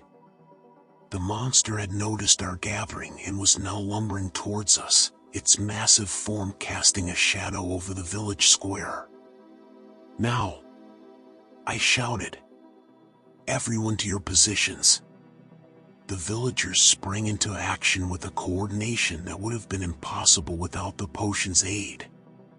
The blacksmith and other strong-armed individuals began hefting chunks of debris, quickly constructing makeshift barricades to funnel the monster's approach.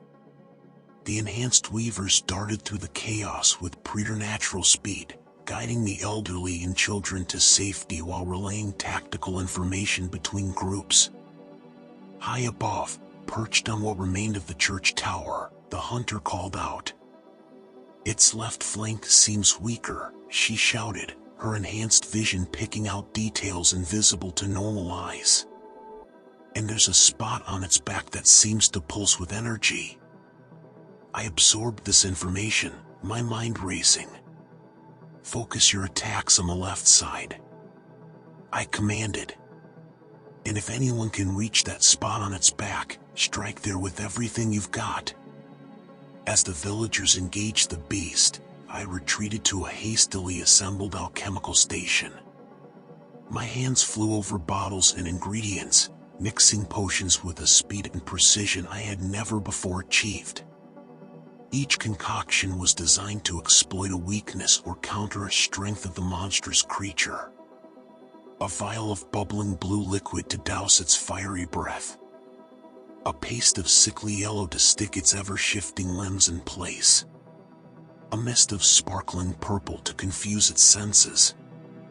I lobbed these potions into the fray, watching with a mixture of pride and concern as the villagers used them to slowly, painfully push the monster back. But for every small victory we achieved, the beast seemed to grow stronger, more enraged. Its roar shook the very foundations of the earth, and with each swipe of its massive claws, more of the village was reduced to rubble. Hours passed in a blur of frantic action. My stores of ingredients dwindled, and I could see the enhanced villagers beginning to tire as the potion's effects wore off. We were losing ground, and hope along with it.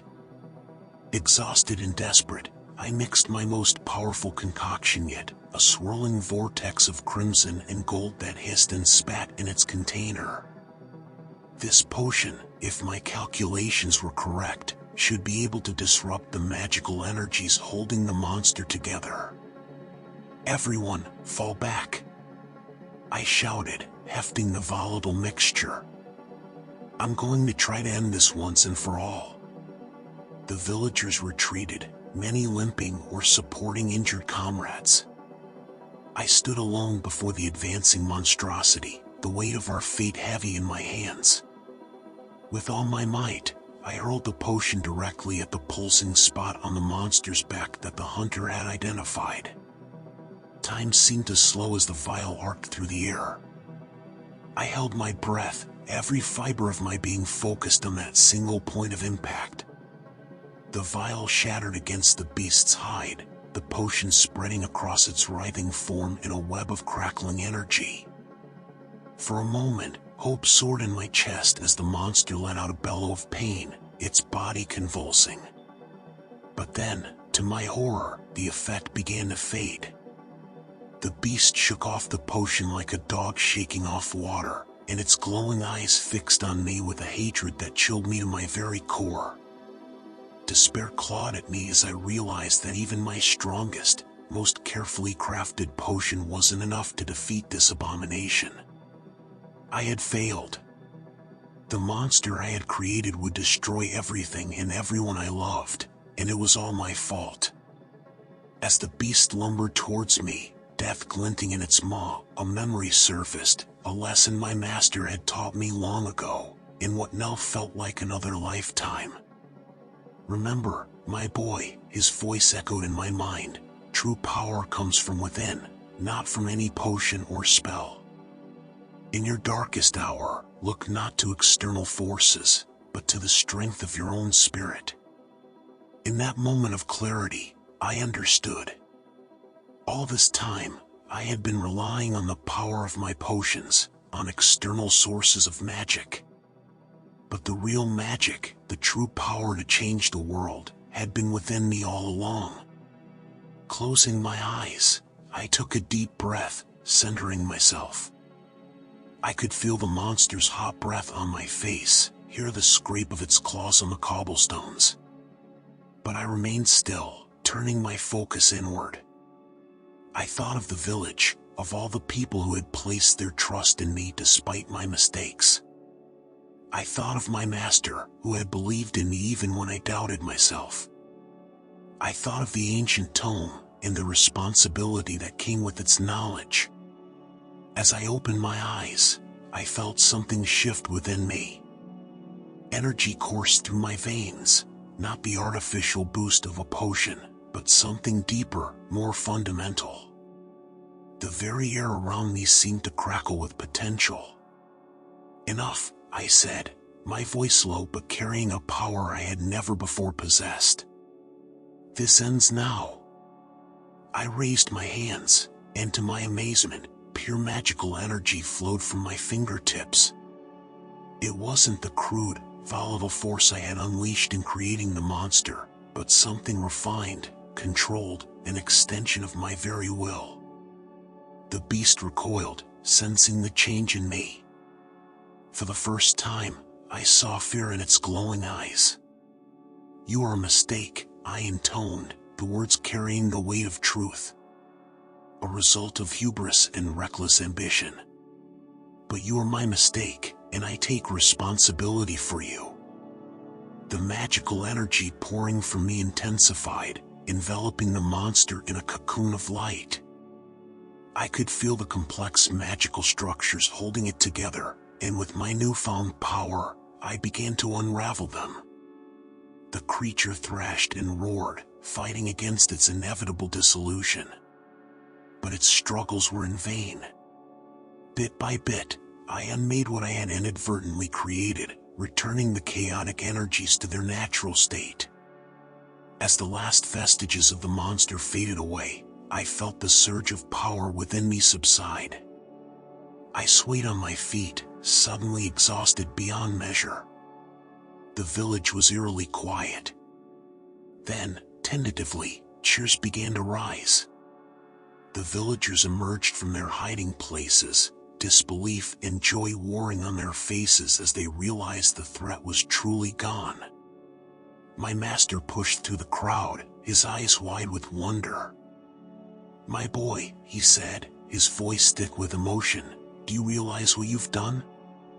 I looked at him, too drained to fully comprehend his meaning. I destroyed the monster," I said weakly. He shook his head, a smile playing at the corners of his mouth. "No, you've done far more than that. You've unlocked the true potential within yourself. The power you just displayed, it's the stuff of legends." As his words sank in, I felt a mix of awe and trepidation. The raw power I had channeled was unlike anything I had ever experienced. It was exhilarating, but also terrifying in its implications. "What does this mean?" I asked, my voice barely above a whisper.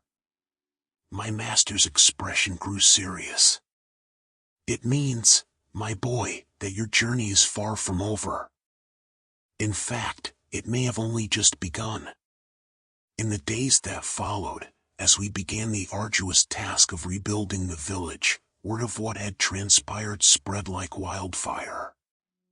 Travelers passing through spoke of similar monsters appearing in other parts of the kingdom, of chaos and destruction on a scale never before seen. I knew then that what had happened in our village was just the beginning. The mistakes I had made, the forces I had unwittingly unleashed, had far-reaching consequences. And now, with this newfound power within me, I had the ability, and the responsibility, to set things right. One evening, as I stood on the outskirts of the village, watching the sun set over the partially rebuilt houses, I felt a presence beside me. It was Alara, the village healer's daughter, who had shown remarkable courage during our battle against the monster. "You're leaving, aren't you?" she asked, her voice tinged with sadness. I nodded, unable to meet her gaze. "I have to." "What happened here?" "It's happening all over the kingdom. I'm the only one who truly understands these forces, the only one who might be able to stop them." Alara was quiet for a moment, then said, "You know, when I first met you, I thought you were just a bumbling apprentice with more ambition than sense." I couldn't help but chuckle at that. "You weren't entirely wrong. But now," she continued, "I see something different in you. A strength, a purpose. It's quite remarkable, actually." I finally turned to look at her, surprised by the warmth in her voice. "Thank you," I said softly. "That means a lot, especially coming from you." She smiled, then reached into a pouch at her waist. "I have something for you," she said, pulling out a small, intricately carved wooden box. "It's not much, but I thought it might help on your journey."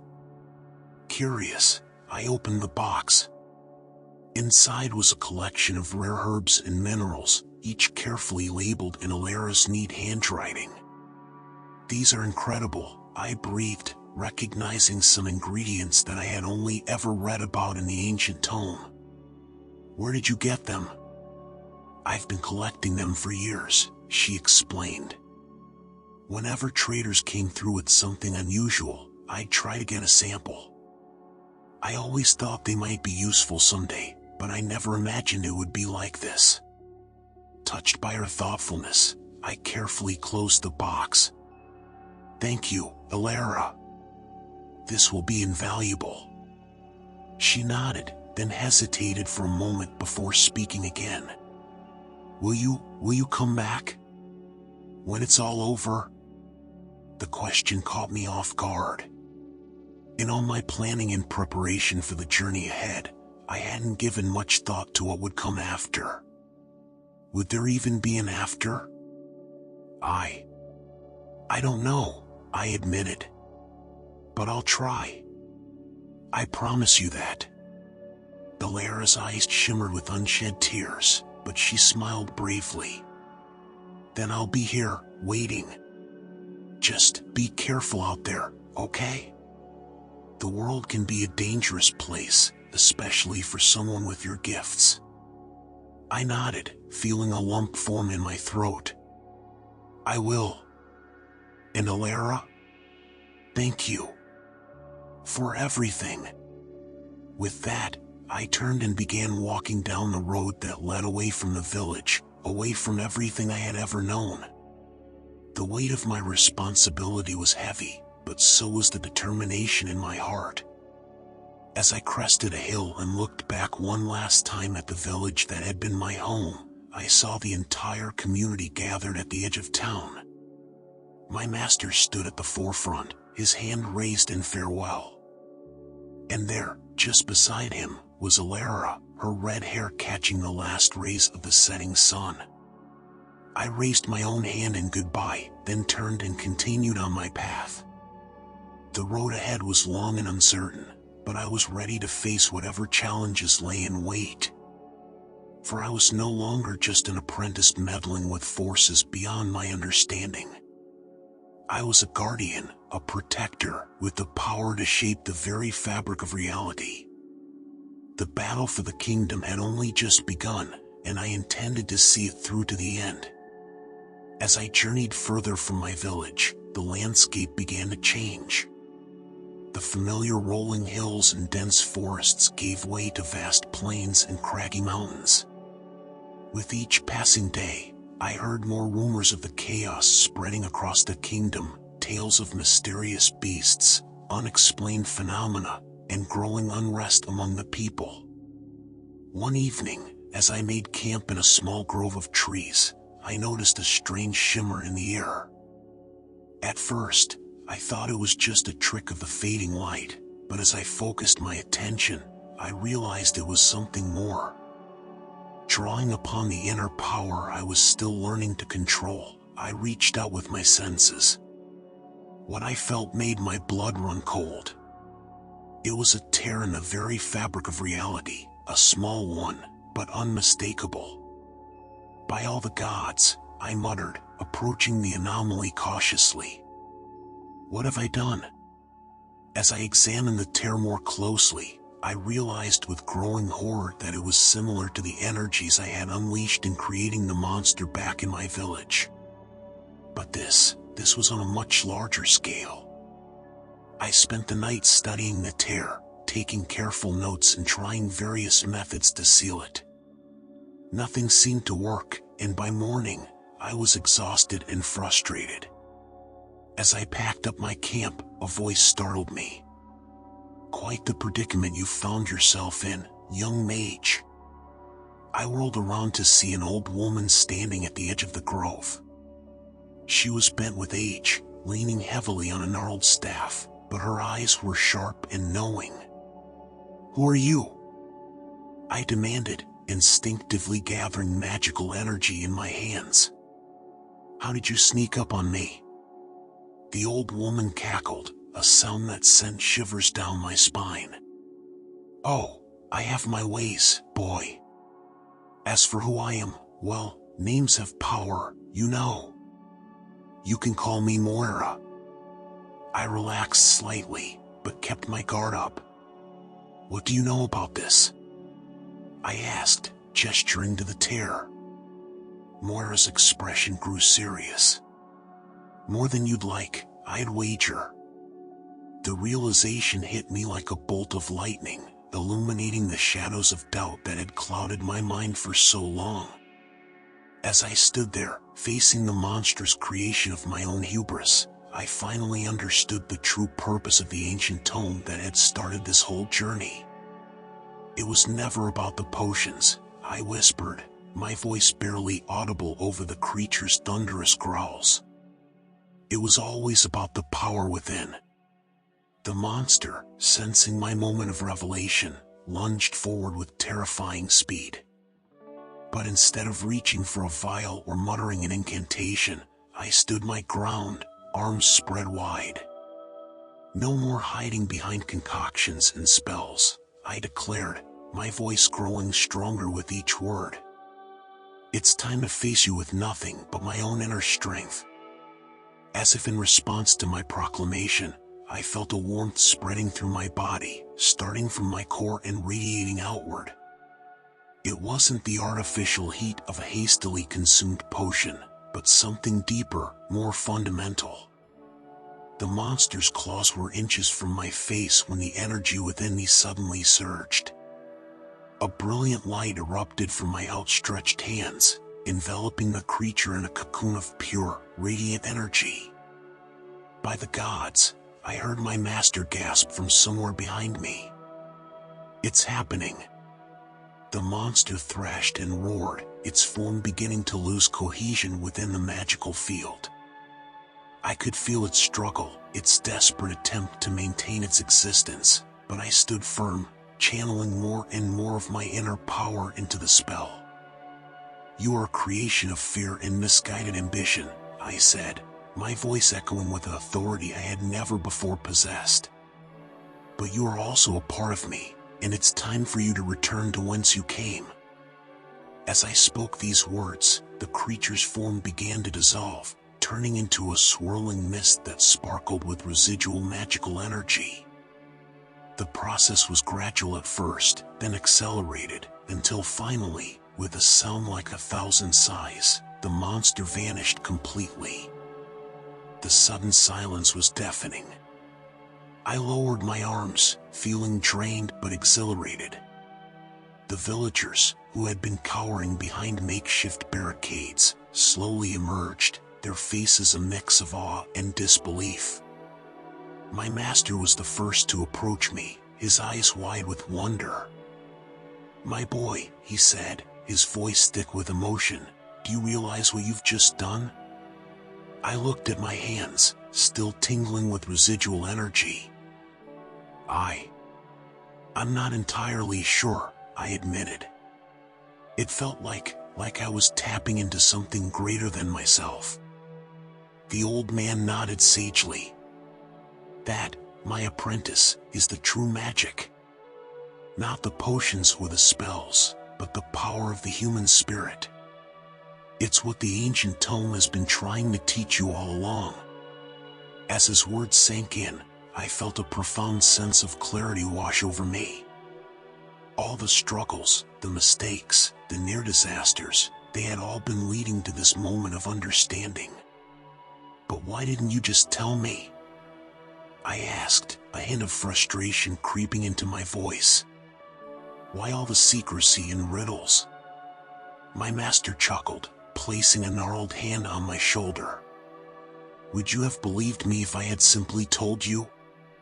Some truths must be experienced to be truly understood."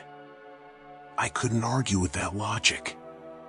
Looking around at the village, battered and scarred from the battle, but still standing, I felt a swell of gratitude and purpose.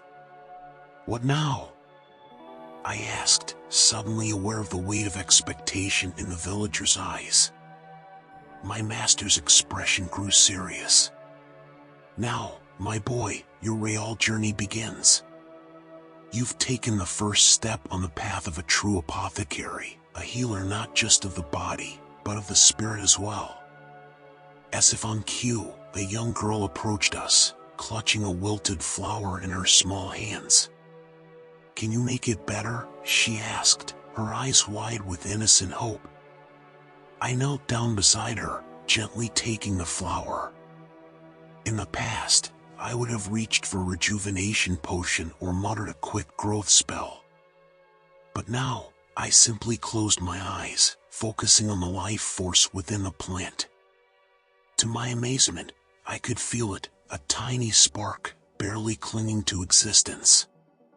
With gentle encouragement from my own energy, I coaxed that spark back to life. When I opened my eyes, the flower was blooming anew, its petals a vibrant purple. The girl's delighted gasp was echoed by murmurs of awe from the gathered villagers. I handed her back the flower, feeling a deep sense of satisfaction that went beyond any I had experienced with my previous potion-based successes. "That's just the beginning," my master said quietly. "Your powers will continue to grow, as will the challenges you'll face." As if to underscore his words, a commotion arose from the edge of the village. A group of travelers had arrived, their clothes torn and faces haggard. "Please," their leader, a middle-aged man with a graying beard, called out. "We seek help. Our town, to the north, it's been struck by a terrible plague. Nothing we've tried has worked." I exchanged a glance with my master, seeing the unspoken question in his eyes. Was I ready for this? Could I handle such a monumental task with my newfound abilities? Taking a deep breath, I stepped forward. "Tell me everything," I said to the travelers. "I'll do whatever I can to help." As the man began to describe the symptoms of the plague, I felt a mix of excitement and trepidation. This was it, my first real test as a true apothecary of body and spirit.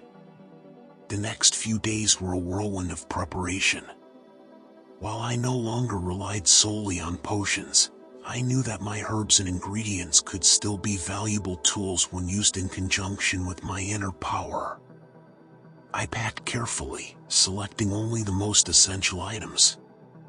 The night before my departure, as I was doing a final check of my supplies, there was a soft knock at my door. It was Alara, the village healer's daughter, who had been a constant support throughout my apprenticeship. "I heard you were leaving," she said, a note of concern in her voice. "Are you sure about this? It sounds dangerous." I nodded, feeling a strange calm despite the enormity of the task ahead. "I have to go, Alara. These people need help, and I have the ability to provide it. It's what I'm meant to do." She studied my face for a moment, then smiled softly. "You've changed," she observed. "There's a confidence in you that I've never seen before. It suits you." I felt a warmth in my cheeks that had nothing to do with magical energy. "Thank you," I said quietly. "Your support has meant more than you know." Alara reached into her pocket and pulled out a small, intricately carved wooden box. "I want you to have this," she said, pressing it into my hands. "It's a collection of rare herbs from my mother's personal stores. They might come in handy." Touched by her thoughtfulness, I carefully opened the box, marveling at the array of colorful plants within. "Alara, this is incredible. Are you sure?" She nodded firmly. "I'm sure. Just promise me you'll come back safely, okay?" I met her gaze, seeing the mixture of worry and pride in her eyes. "I promise," I said solemnly. "When this is over, I'll return. And maybe we can talk about what comes next." A faint blush colored Alara's cheeks as she nodded. "I'd like that," she said softly. With a final smile, she turned and left, leaving me with a swirl of emotions to add to my pre-journey jitters. Dawn broke clear and crisp the next morning. The entire village had gathered to see me off, their faces a mix of hope and concern.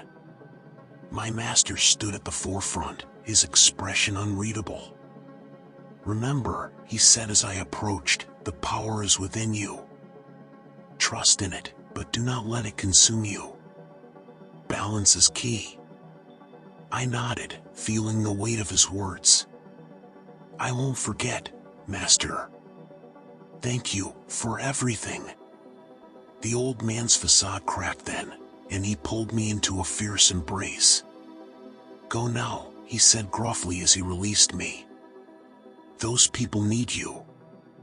With a final wave to the assembled villagers, I set off down the road, the travelers from the plagued town falling in step beside me. As we crested the hill that would take us out of sight of my home, I paused for a moment, looking back at the place that had shaped me. "I will return," I whispered, more promised to myself than anyone else.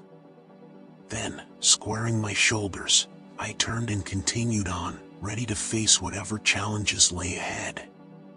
The journey north was arduous, made more so by the increasingly dire reports from my traveling companions.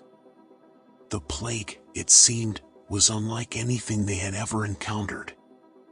It struck swiftly and showed no mercy, affecting young and old alike.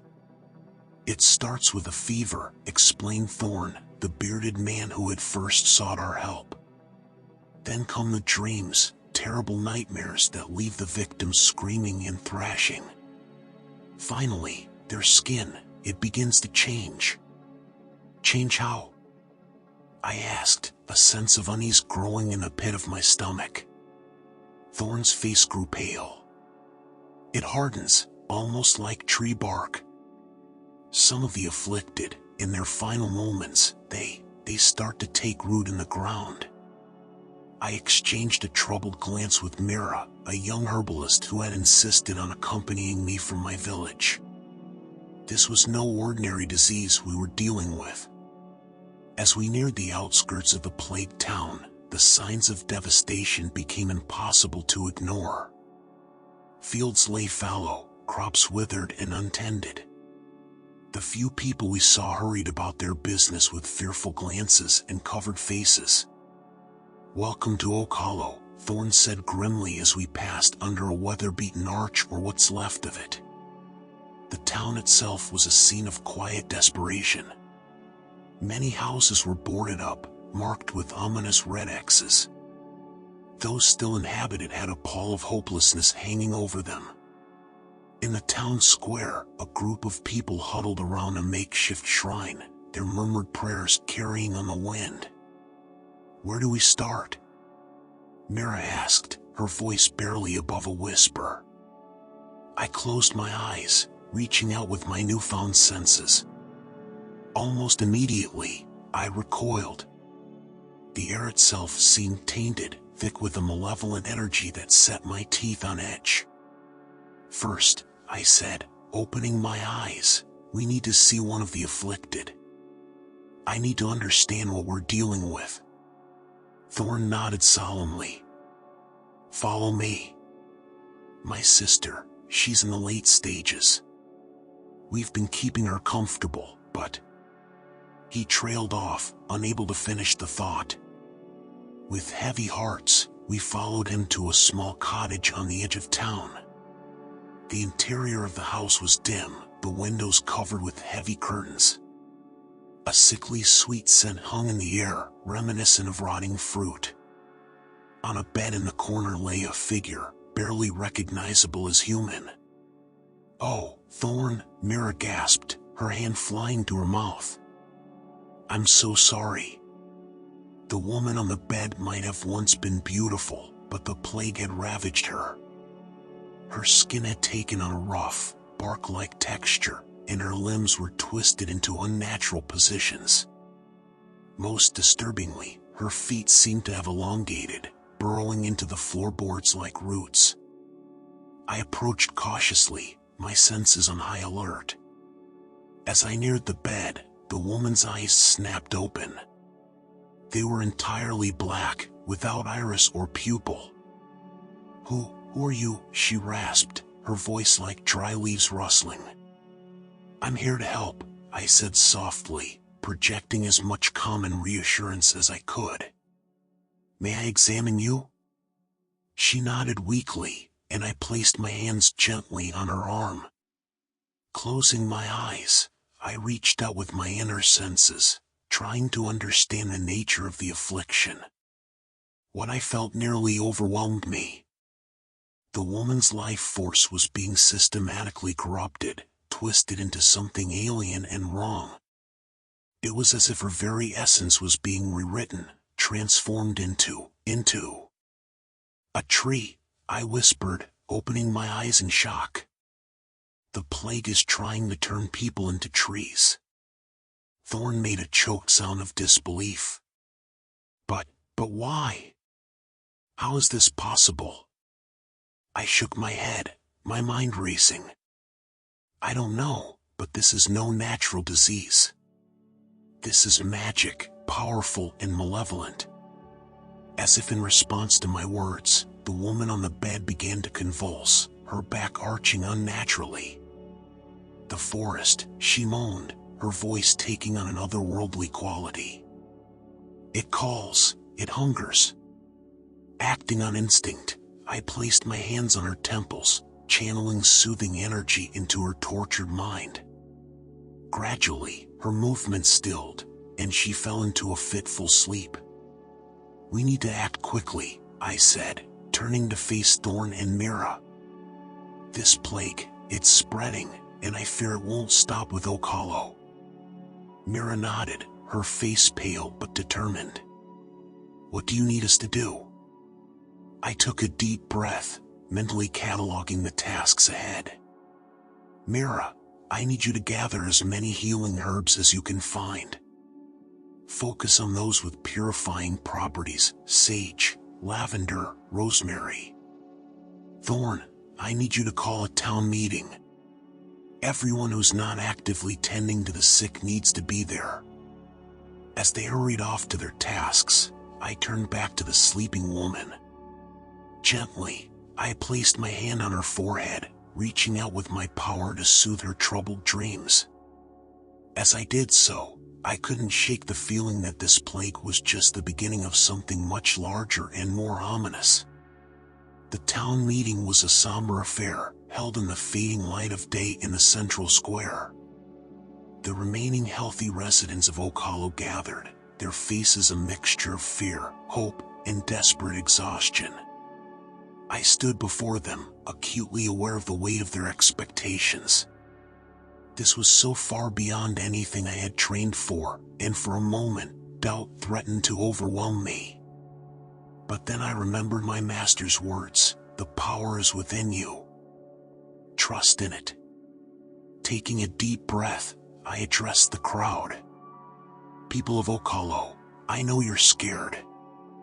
I know you've suffered greatly. But I'm here to tell you that there is hope." A murmur ran through the gathering, a spark of optimism in a sea of despair. "This plague that afflicts you is no ordinary disease," I continued. "It is magical in nature, a corruption that seeks to transform you into something other. But magic, no matter how dark, can be countered. With your help, I believe we can put an end to this nightmare." An elderly man near the front spoke up, his voice quavering. "But how? We've tried everything: potions, prayers, even burning the afflicted. Nothing has worked." I nodded, acknowledging their past efforts. "Those methods treat only the symptoms, not the cause. To truly cure this plague, we must go to its source." "And where's that?" someone else called out.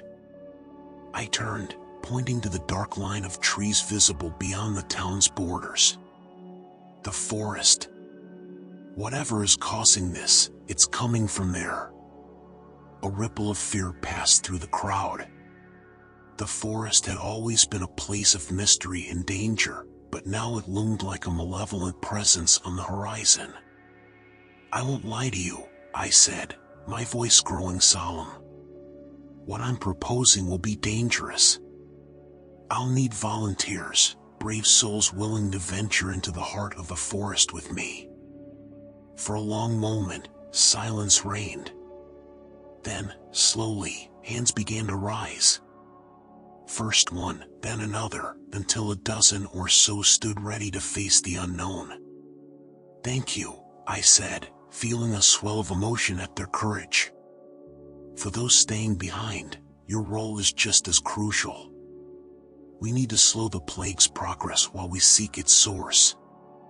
I outlined my plan, a combination of herbal remedies to ease symptoms and magical wards to contain the spread. As I spoke, I could see hope rekindling in the eyes of the townspeople. As the meeting dispersed, people breaking into groups to begin preparations, Mira approached me, her arms full of herbs. "I've gathered everything I could find," she said, her face flushed with exertion. "But will it be enough?" I placed a reassuring hand on her shoulder. "It's a start. With these, we can at least bring some comfort to the afflicted. But the real cure, that lies in the forest." Myra's eyes widened. "You're really going in there? But it's so dangerous, especially now." I nodded grimly. "We have no choice. Whatever is causing this, it's growing stronger. If we don't stop it soon, I fear it will spread beyond Oak Hollow, perhaps even beyond the kingdom."